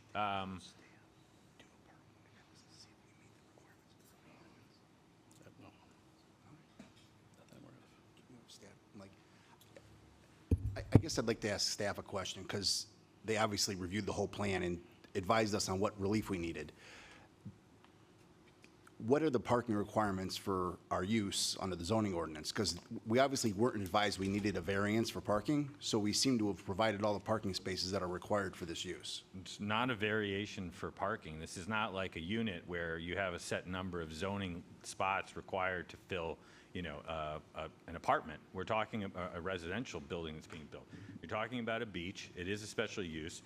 Adequate parking, utilities, access, roads, drainage shall otherwise be necessary to the operation of the special use. That's a standard that I'm reviewing now. No, as I relates to this. understand that. Adequate parking to the use.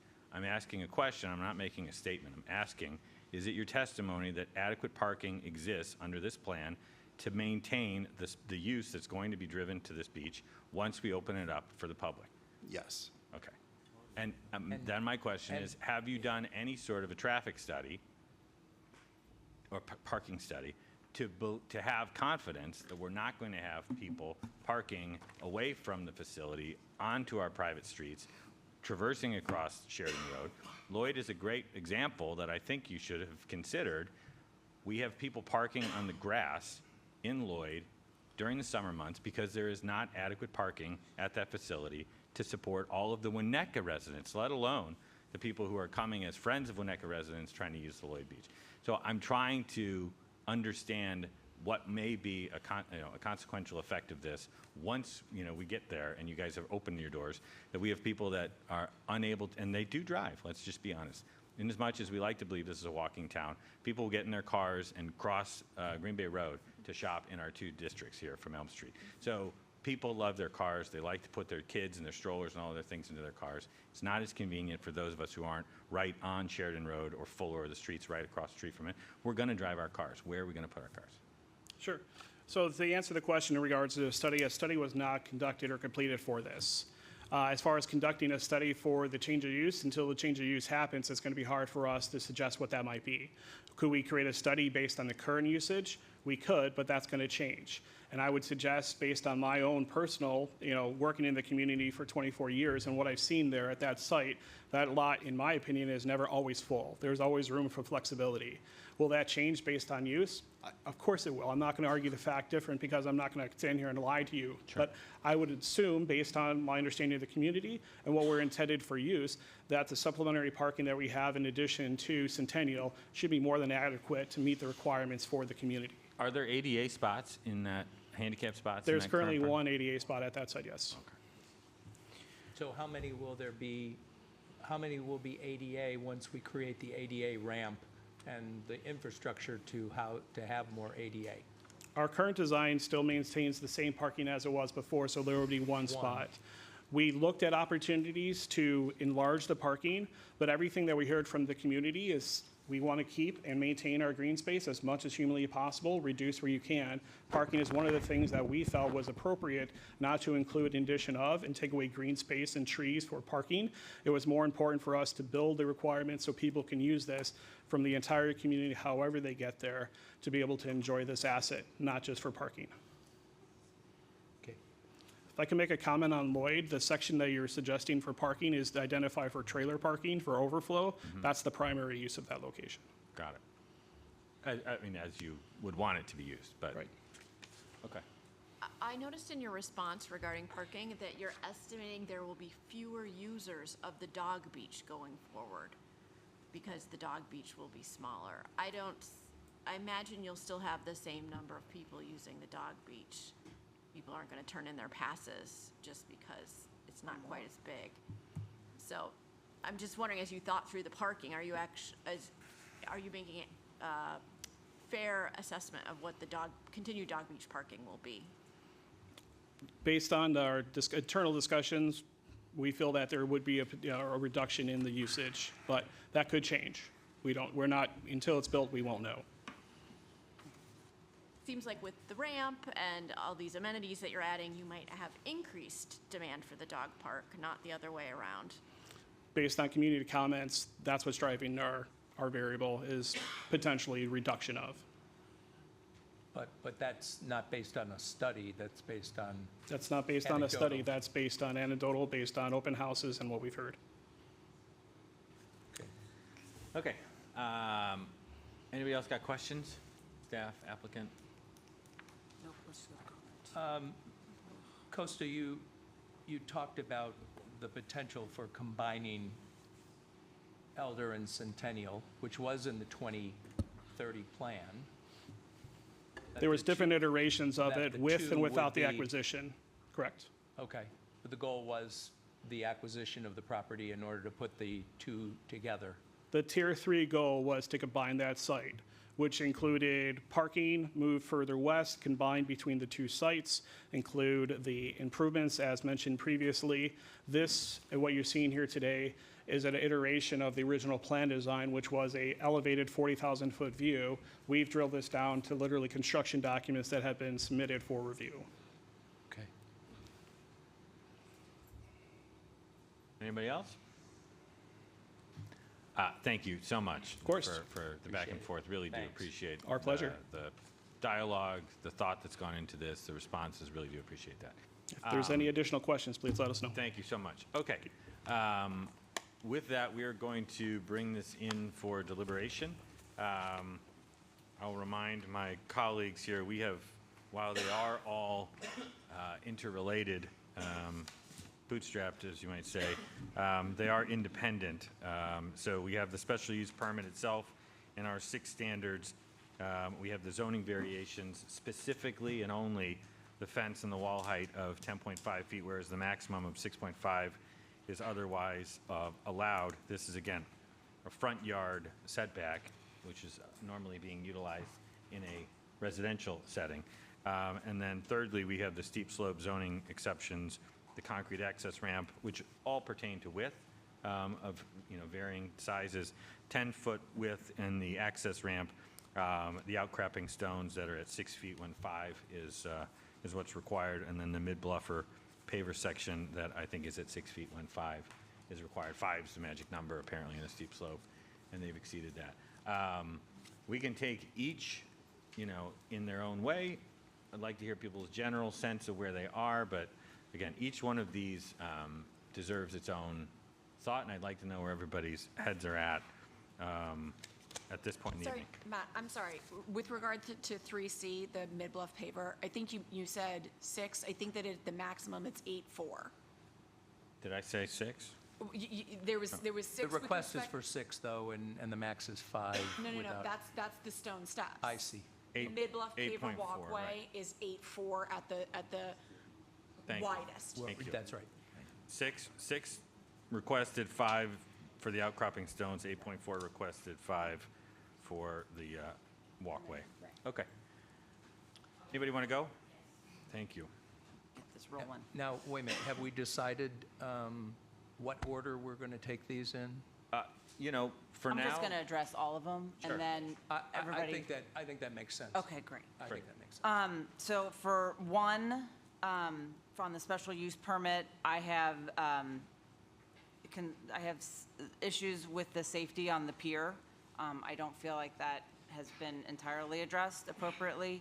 And then, so that's the first standard. The second standard about public access to the lake, I'd like to see the dog fence moved, the southern fence moved north, and condition the special use on that. And then I do have some concerns about the 5th standard, which is parking. I'm not going to overthink it or sweat it out too much, but but with the overflow at Elder, I think it's there's possibly an issue there, but I do have concerns about the street parking. I have a dog. I can't walk to Centennial Beach. I have not renewed my pass for what it's worth because that beach has been such terrible shape. So we have not renewed our pass, and I'm looking forward to taking my dog down there. So I'll be one of those people that will go that hasn't gone in a long time, and I have to drive. So I do have concerns about parking. So that would be, so those are my 3 standards that I have an issue with that are my concerns on the special use permit. On the zoning variations, totally fine with the fence and wall height. I get where they're coming from, and it's a public use. So I'm fine with the fence and wall height. On the steep slope exceptions, I am fine with the access ramp at 10 feet. I appreciate the maintenance access, the ADA. There's absolutely no reason why every beach, every park in this village should not be ADA compliant. Every beach, every park should be ADA compliant. So I'm 100% in favor of the ramp. On the outcropping stone steps, I have not heard any justification for why they should be an extra feet wide. I'm not sure why we picked 5 feet, but that's what we picked as the width for our ordinance, and I don't see any reason why you should not comply with the 5 feet. And then for the mid-bluff paver walkway, I'm fine with that. So my main issues are the special use permit, and I do not see an exception for the outcropping stone steps. Very. I took notes. I'm ready to Concise. go. You just Let's pulled- keep going. Let's keep going. Let's keep going. All right, let's keep the energy moving there. 10:30. Who wants to go next? I guess I'll go. Sitting next to Lynn. I'm probably relatively similar. I guess after 10 years of planning and iterations, it's surprising when you get some good ideas and suggestions from the yeas and the nays. You know, to me, this feels like something that should get done in some form or fashion. And I agree. I think working a little bit different order. The fence wall and height, you know, I wrapped my head around last meeting, and it makes some sense to me. Steep slope, you want as least disruption of some of this habitat. But I think the design, the outcropping stone steps was more of just a design. And again, my biggest pet peeve is when we start trying to play like design or architect from afar, and unfortunately, there's not a lot of that background up here. So, I just take that in like whatever, form or fashion it comes. It seems reasonable to the size of the park. I think everyone sort of stumbles on the special use. Again, I'm less so on parking. I made this comment last time. I think we said good news. We're bringing a structured parking deck or 1,000 spaces, it'd be 10 times the crowd. So I just don't see that. I think the issue here is just this pier in relation to what I think everyone probably had in their minds as a fully improved package of 2 beaches coming together, and it's a bit disjointed for what I think people had in mind and what was intended, and that's fine. That's where we are, and so I think there's some heartburn over just this big, seemingly like change to the shoreline protruding out and all that comes with that. And so, from my standpoint, I've got a little bit of concern about just the length. That's a design thing, not here for that, and then the safety, which is something we're obviously here for. I don't know what the applicant could do and come back and iterate with studies and stuff. They've done a lot of work, and again, there's been 9 million iterations. So I on some level, I've got to trust that the various approving, we are a recommending body. I like to make that appointment because I heard a few times we should shut it down here, punt it 6 months.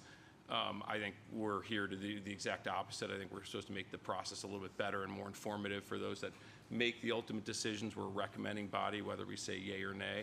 And again, I overarchingly think improving our beaches, ADA, for the next 50 or 100 years, et cetera, it's necessary. Is it have to go this far?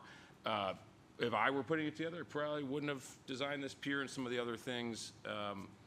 And so, again, that's sort of generally positive with some concerns about the pier notably. Thanks, Todd. Who else? I'll go. I think I have perhaps a few more concerns than others. I don't disagree with what we're talking about in terms of the widths of the paths and so forth. I think I do have a pretty significant concern about safety on the pier, safety of swimmers up against the pier, and the safety of people on the pier and the attractive nature of that particular artifact of this plan. And as much as we might say, you know, we have rules and we can't keep people, we can't, you know, worry about people who break the rules. I think we do have to worry about people who break the rules. I think we have to worry about our children and those periods of time when there is no supervision on that beach and there are no lifeguards, because the attractive nuisance does persist there. I do have some concern about safety as well when we're talking about people and dogs and people with ADA needs traveling the same path together. I've had dogs, I've seen many dogs that don't get along with one another, even on a leash when they're going down a pathway, and I foresee, it's unfortunate, but there will likely be some incidents, and hopefully those will not create, you know, a runaway stroller or a runaway wheelchair in the process of that MELU. But we do not have that problem today with the dog beach separate from the swimming beach, but we are going to have that problem going forward. I also have some concerns about safety as it relates to people, more people coming to the beach and more people parking on the adjacent streets and then having to cross Sheridan Road without the proper means of doing so. And so, you know, these are among the safety concerns I have with this plan. I think the other concern I have as it relates to the special use permit is what has already been stated here about the facilities. We're providing one level of facility for ADA, but we're not providing other levels of facility that would make the park complete on its own and provide the public services that would be required for the increase in both swimmers, people with ADA needs, and people with dogs. I also don't think that it's sufficient to punt the concept of the increased use of this park and providing, whether it's parking or at least assessing the impact on the streets surrounding the park, because those streets there are people with homes there who have been, the neighborhoods have been in a certain way, and we also have to look out for the diminution of value of others. And if we don't provide a place for people to be, then those people are going to go out onto those streets, and you can imagine those people not only being upset, but the potential for the diminution of value of their properties because they are covered with cars all over the streets, whereas today they're pristine. And you can imagine people saying, I don't want that house. So I do think when schools come to us, and they already have come to us, they've come to us with traffic studies about what's going on when they redo the schools. I can't imagine us asking for any less from this park district given the extent of the changes that we have here. So I would not be in favor without actually requiring that those studies be done. I don't see how we can pass this along, pass that buck, because these are the kinds of things that we consider anytime a school or other public use comes before us for either amendment or consideration within an existing special use permit. I do think that there is the 2030 plan really, well considered, on a lot of things about the lakefront that it had to do with Centennial and Elder coming together. And I think there is a looming dialogue about whether or not a conversation about acquiring the property in the middle will occur. And I think it's difficult for me to sign off on a plan for one part of the park and envision that then somebody might come back again, maybe never, but maybe a month later, and say it's different than it was before. And so I wonder if something like this isn't better considered in its totality, despite the fact that I recognize the right of the applicant to bring it as they have here today. But there is a concern on my part on that. So I will stop there. Mark, just so I've got it, on the zoning variation itself, fence the wall height, did you say where you're leaning on that? On the fence height on the boardwalk, if the boardwalk is a feature that we truly think is necessary, then I think you have to put a railing on it for safety reasons. So from that perspective, I would say I'm not opposed to it. I do wonder whether or not the boardwalk itself is a feature that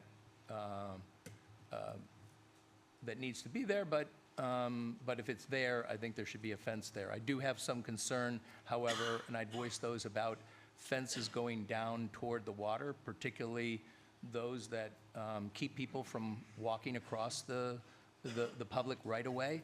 And I'm not thrilled by the impediment that fences create for swimmers or dogs or others when they're put in place down into the water. And I am actually a bit concerned about the precedent that may be set by allowing fences down the side yard, so to speak, of that includes the beach, as to whether or not we might have people saying, well, there are fences at this park, we let those go, why not fences going down toward other people's private property? So I'm always a little bit concerned about precedent like that, and that's what I would have to say, not about the variations to the zoning up on the boardwalk, but more about the entire enclosure of the dog beach. Mike, you want to go? Sure.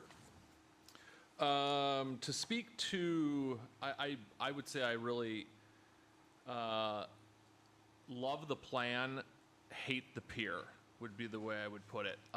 Let's look, 10 out of 10 people came up here, and if they had a problem, it was the pier.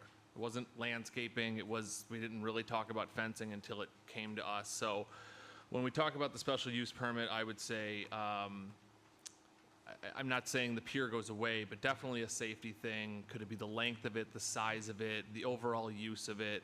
The placement of it for me is fine, but I would say, not feeling great about, mainly about that. Also in regards to that, parking, I've been to Tower Beach and I've left because there wasn't a spot. I've been to Maple Beach. These are beaches. You can't park on water. If the whole top was a bunch of parking spaces, we would have a permeable, non-permeable, and a whole different, why is there so much parking? This isn't the Indiana State National Dunes. This isn't Illinois Beach. You're just not going to get that much parking. It's not going to happen. So the parking is a non-issue for me, actually. When we talk about the fence and the wall height, I would say I'm with Mark on I feel like we're protecting the neighbor to the south, and dogs don't jump on rocks unless they're looking for their ball. So to Lynn's point of moving that, also what is the Cook County standard? I've seen fences at, I think, the Wilmette Dog Beach that are more like 4 feet high. Back to the pier, I feel like we're I have a dog, I love him, but I feel like we're protecting dogs a little bit more than the swimming side, the human side. So I would say the fencing, my only piece, totally with the boardwalk, totally with all the other fencing, is just the south side piece along the revetment there, and absolutely no problems with any of the steep slope exceptions. So full approval for 3, slight changes to 2, some pretty big pier changes, safety related mainly for 1. Okay, picking up a trend. Kate? With respect to the special use permit, I also have a problem with standards 1, 4, and 5, specifically with respect to the endangerment of public health having to do with the safety related to the pier, the comfort and general welfare related to a lack of facilities that are proposed at Centennial. And, you know, with respect to 4, I have a problem with the potential for traffic congestion and pedestrian congestion. I do have a problem with parking. I've got 2 small kids and lots of things on wheels.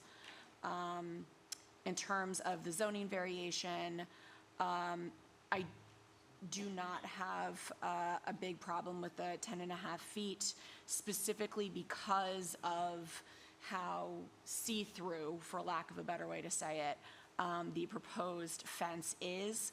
However, as my question earlier noted, the fact of a proposed pier requiring a larger amount of sand added at the bottom, I think does raise things up. So, you know, were the design to change, I do note that it would come down. The 10.5 feet max would come down, which I'm always in favor of. In terms of the steep slope exceptions, I like and appreciate the ADA accessibility with respect to the ramp. I do worry about how many people, vehicles, animals, buggies, et cetera, we are proposing to put in one place at one time. The outcropping of stone steps, that, you know, there are 8 rocks, they should be 5 feet. And the mid-bluff paver walkway, while I don't love how much in addition to the permitted 5 feet there is, I appreciate that there was a diminution of 60 square feet in the impermeable square footage. And so I'm willing to kind of concede on that. Last but not least. Great. I'll wrap up briefly. On the zoning, actually, I'll start with the special use. I also have concerns about 1, 4, and 5, safety of the pier, as well as the parking situation and the access of the public across the property. The bathrooms, I won't go into detail since we've covered all of these things. And then on the zoning side, I honestly don't feel like the sort of minimally invasive test has been achieved on any of the matters, although some of them are small. So I guess I'm not crazy about the fence height because it potentially could be a little lower, or we could have a lower boardwalk, or, you know, maybe there's more that could be done there, but it's not a huge difference given the see-through of the fence, so I guess I'm okay with that one. The steep slope, I would prefer to see an elevator versus a 10-foot wide ramp. It's a park, it's not, you know, leaving the United Center. It's a natural park, and I think we can accomplish the ADA in another way. And as far as the outcropping and the mid-bluff paver walkway, I'd rather just stick with the 5 feet, which was deemed to be you know, the correct size for this type of property. Okay. From my vantage point, the special use permit, I think everybody said it wonderfully. We do have concerns that certainly rise above some of the aspects of this design which trend more towards nicety than necessity, and I have real concerns about blindly moving forward on design elements that may implicate the health and safety of our residents and our most precious in that, our children. And to, I think Mark said it well, the attractive nuisance of the pier, we already have evidence of how attractive it can be for our youngest, not fully formed brains when it comes to Maple. I see it in Lloyd. You don't have to be a prognosticator or prognosticators to know that children will make available their ability to jump on those rocks and jump into the water there. So that gives me great pause. It's also precedent setting, I believe, in terms of its size, both the, I'm going to say girth, aren't I? The girth and the length, as to, you know, what we have on the shoreline. I don't have Elder's plans in front of me, so I don't know the effects of the break wall there and what may or may not already be planned because of the stormwater. So from the special use perspective, I'm likewise, you know, questioning how the section 1A, 1D, adequate measures of ingress egress, namely parking, and then 1E are being met. Certainly, I think the facilities is a big part that I know, Kate, you've mentioned. Just to not have access to anything on this application strikes me as hard to resolve in my head. On the dog park itself, this is the plan that's before us. We all know that there's plenty of other places that the dog beach could be. This is what they've proposed as the solution for the dog beach. It's taking one of our largest beaches and, you know, bifurcating it into a swimming beach and a dog beach. This will be the first time, at least in my sort of memory of it, that we are going to be asking swimming dogs and children to coexist for months at a time, as not opposed to the farmer's market that I think the applicant mentioned. They can coexist at a farmer's market without incident. This feels a bit more risky to put this amount of people together in this way and not expect that there aren't going to be the need for emergency services to come down here to deal with even the most innocuous of dog bites or, you know, slip and falls relating to these two entities bouncing off each other. I also just have no understanding for why it needs to be within a 240 or 270 foot dimension. That is just seems completely arbitrary. And what it does in the process is set off, you know, a very real concern I have that we cannot access, as we should be allowed to, the public lands that would avail the travel to the south. And I think it is easily cured by Member Hanley's good suggestion that the dog beach, you know, minimally be brought in, certainly from the south, to allow for, you know, I would say, you know, a minimum 10 to 12 foot wide access point for our residents that want to continue walking the shoreline from the north to the south over the pathway and on south as best they can navigate that. On the zoning relief, I have absolutely no problem. I know and understand why it's being triggered here. It is, again, being measured against a residential property in that area. It's measured from the lowest point to its highest, which is, again, entirely disingenuous from my perspective as to, you know, what it's accomplishing. It's a railing to help ensure that people don't fall over the sides. So I'm fully supportive of the zoning variation. And the steep slope exceptions, yes, could I say I wish it was, you know, 8 feet instead of 10 feet? You know, the outcropping stones, 5 feet instead of 6 feet. There's no real evidence as to why that's there. The 8.4 of the mid bluff versus the 5 that's there. Again, I think the testimony of the applicant was this was designed for residents living in and along the shoreline. This is a special use. We do not have, you know, too many cases like this where it is precedent setting that, you know, we're now going to have, you know, 10-foot wide, you know, access ramps down to the shoreline from their private residences on Sheridan Road. I think this is very clearly an intendedly different use in terms of who and what sort of traffic would meet there. So I was very welcoming, or at least I was nodding often at the comments that this is just a different use than a private residence's use of it.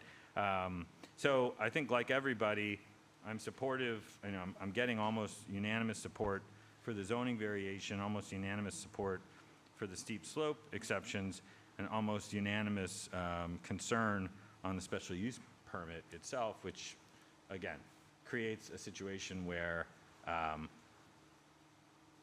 you're not going to have the zoning issues, you're not going to have the steep slope exceptions if you don't have the special use approvals. And so what I might consider is, we can take votes on each of these and make recommendations to the village council, because that's all we are, is a recommending body, that are favorable on the zoning and the steep slope and recommending against approval on the special use for the fact that these standards are not met to our liking. We could ask the applicant if they'd like to continue this to another meeting and try and address those issues. I have a strong sense just in what's happened thus far that we're not going to see all of these questions answered that we have. And so it becomes a question of, do we want to, although I'll certainly make the choice available to them, do we want to make a motion to recommend against approval on the special use permit, continue to have a vote as well on the second and third issues, or might we consider a motion to recommend approval with conditions that would, in our estimation, probably be too far from the applicant's perspective, but at least gives us, our body, what we believe needs to be done at the beach. I don't think I heard anybody up here say, leave this beach alone, right? That this project, in all way, shape, or form is just poorly designed and should not be done. I haven't heard anybody say, leave Centennial Beach alone. We're all, I think, in agreement it needs to be improved. The question is, do we want to put restrictions on this approval that is just a recommendation up the chain, but pulls in a lot of the things that we're talking about? So I'll just make as an example, a motion that would recommend approval on the condition that the pier be reduced from 200 feet to 100 feet, or reduced from 80 feet wide to 20 feet wide, or that, I'm just thinking out loud, the south fence needs to be, no less than 25 feet from the southernmost line. Do we want to condition this, proposal and send it forward with, a motion to recommend, which is the spirit of what we're saying is we do want to see the project move forward. This plan is too far, and either the applicant's going to move forward. I'd be fine with conditions. I think conditions start to put us in a realm of being engineers and other things. I think it's pretty clear on the record the things that we have trouble with, and I think we could make them more clear potentially, and then say we cannot move forward with an approval of the special use permit without these items being addressed. We can't really say, how far do we go as far as we want conditions? Well, I think, Mark, your question, I was going to ask something different. You gave specific examples about 200 something feet. It's like, whoa. I already think there's nothing they can come back to me and tell me, like, I feel totally great that it's 80 feet or 120. Yeah. It's more just like, we've heard from a lot of people, it's a very small fraction of our community, but a lot of people that there's concern. I think we had that coming in, some of us as well. So I think what you were suggesting is more like we're good with these elements. This, we want special attention from further bodies to pay attention to whatever, List off the things that we have. Versus some metric that's like, okay, then we'd be comfortable. I think Mark was falling short on the metric. So the only thing is that I think we all are in agreement that they should exist as a park and a beach, that a special use is, Yeah, that's not an issue. So they should have a special use, but the special use should be limited by the dog beach has to be 10 feet, whatever, from the property line. I don't feel comfortable in that. I am learned and studied enough on the specifics that I could make those type of recommendations. I don't. That's fine. They already have a special use permit to exist in their current way. We've had 7 hours worth of recordings, and I'm not there. Yeah. Okay, so I understand what everybody's saying as far as like, not knowing fully well where to draw the line, right? But if the idea is that this plan as presented, we still feel the special use standards are not met, we're either going to be asking the applicant shortly if they want to continue this to another meeting and delay the process upon which they move further through the gears of government. They've got Plan Commission, they've got Design Review Board. We're just a recommending body. Ultimately, this is landing on the footsteps of the Village Council to make a decision. We can signal that we would be recommending approval if these conditions were met, and we can be as blanketed as we want, or as You're broad. asking the same question, and broad I'm as we just want. kind of giving the same answer. I think that I would say that the plan is not sufficient to pass on a special use permit based on very specific, like, do this, do this, do this, and then we approve. I feel like, you know, we'd almost then have to send it back and say, okay, go get a study, go do a, That'll you know, be- give us all this, and then we'll come back and decide whether or not we, I just feel like, That'll be the purview of the Village Council? I think, right, but I think the Village Council would have the same information if we simply said, we cannot approve the special use permit, and here are the reasons and concerns that we have, which have been documented throughout the night and documented by each of us as we've gone down the line, rather than then now spending a lot of time coming up with a list that we can all agree that if they do this, if the pier comes back, if the pier is out, if the pier is, you know, if, I just think that that is that's a long process, and I think I'm gonna, as a non-engineer, have difficulty with that. Well, you don't have to nail it to the Well, I don't, to the end. Matt, to I'm the just foot. telling you, it's not even a matter of nailing it to I think we can give general guidance as to what the things are that we have concerns about and why we are not able to approve the special use permit through this body because we have these concerns. And if the applicant wanted to have us go forward and suggest, hey, do some more things and come back to us and let us look at it again, and maybe we could get to the point where either A, we could articulate very specific things that they could do, or B, that we like it all. But either way, I think the Village Council is presented with all of our concerns by their name and by their nature. Well, that'll And be it- part of the record. And, right, and then it would be, well, and part of our vote and or our statements that we've made here. What if it was more, what if it was more general to be, the issues would be, I mean, just real quick, parking, not number, oh, I want 11 spaces or 10. Pier length, pier width, fence placement, fence Safety height. issues. I'm at 5. Safety issues, Pier safety, I'm at 6. Why don't we condition it?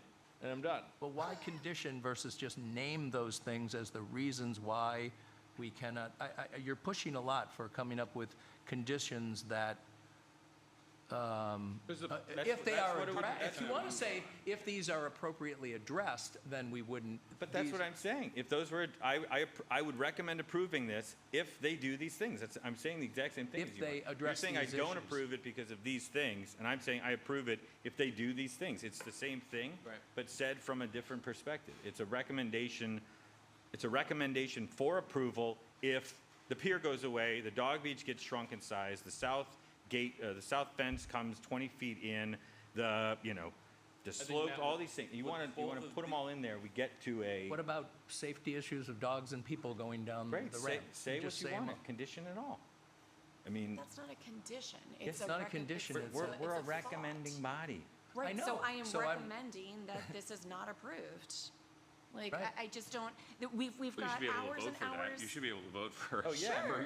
All of this is going to be, You know- all of this is going to be put to, ultimately, we'll give the chance to the applicant to say, do you want to continue this to another meeting? Having heard all of this, and what I'm hearing is a general belief that we're there on the zoning, we're there on the steep slope, we're not there on the special use permit. So I would be asking for a recommendation to deny. I would then be asking village staff and the village attorney to prepare a written findings and recommendations that we would provide to the village council that say, here are the reasons specifically why we're denying this.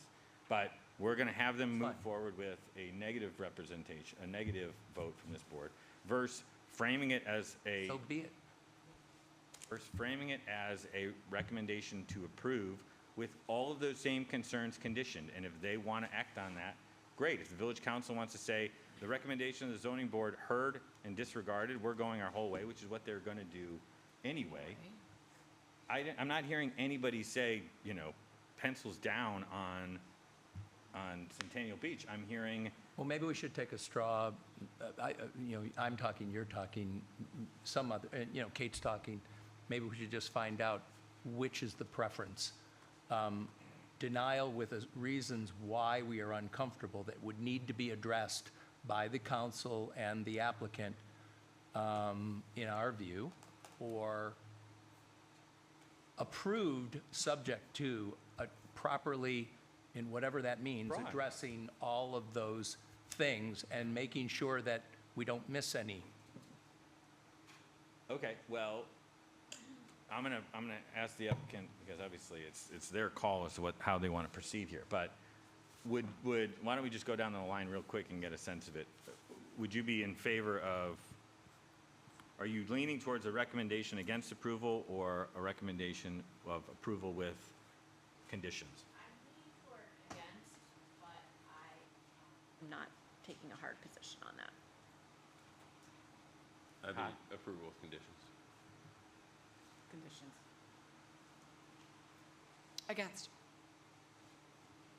Approval with conditions. Against putting specific conditions. Okay. Within. I would be in favor of an approval with conditions. So by my account, we've got 4-3. It's about as split as you can get. Yeah.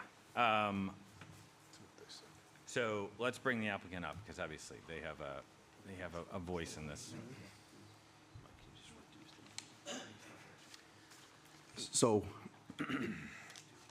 we've heard the comments from the members of the board, and we'd like an opportunity to respond to them and to react to the unanimous comments from the board regarding the safety issues, the location of the fence, the impact on pedestrian and traffic congestion.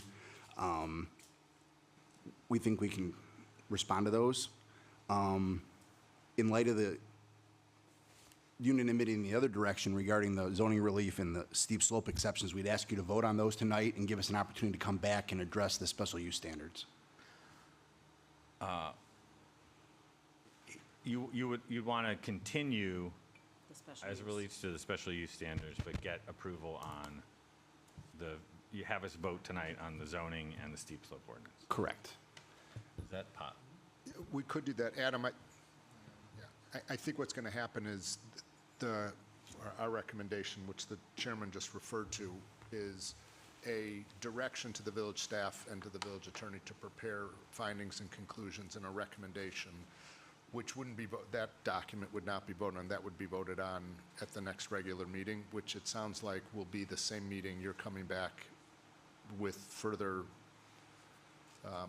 thoughts on the special use. From a legal standpoint, I have no problem with that. Okay, so is that the course you want to go, a continuation to a date certain to deal with the open questions on the special use and a vote tonight on, or To we wait direct us. to direct you? Okay, does that work? We'll direct them? Okay. All right, well then, I would entertain a motion to continue this application to our December meeting?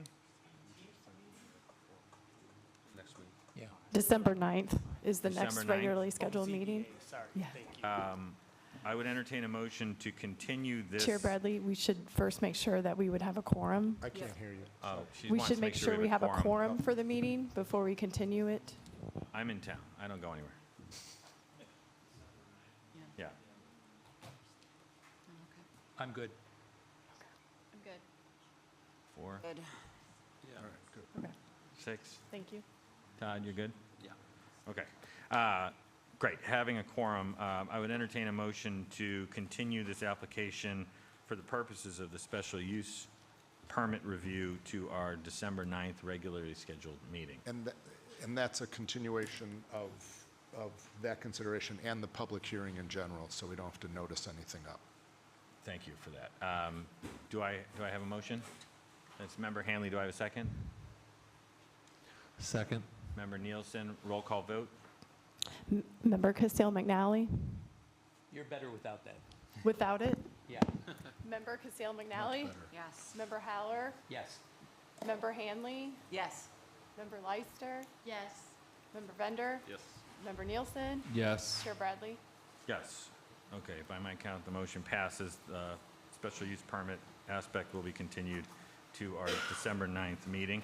And then in light of that, as it relates to the zoning variation, the steep slopes exceptions, can I have a motion to direct staff and the village attorney to prepare written findings and recommendations to the village board that the requested variation and exceptions be granted, subject to any conditions as identified in the staff report and also those identified by the ZBA members at tonight's meeting to be specifically set forth in the ZBA's written decision for consideration at our next regular meeting. So moved. Second. It's Member Nielsen, or did you say it? I said it. Member Hanley, do I have a second? Seniority. Second. Okay, it's Member Nielsen, roll call vote. Yes. No. Yes. No. Yes. Yes. Yes, by my count, the yeses have it, and the motion carries. Yeah. Okay, thank you for your time. We'll see you guys at the December meeting for the continuation of the special use permit standards. We are not done yet. No.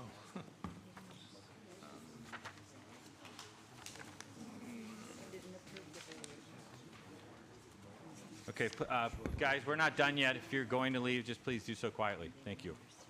Agenda item 5, new business. November 18th special meeting, quorum check. I'm not available. I'm here. I'm here.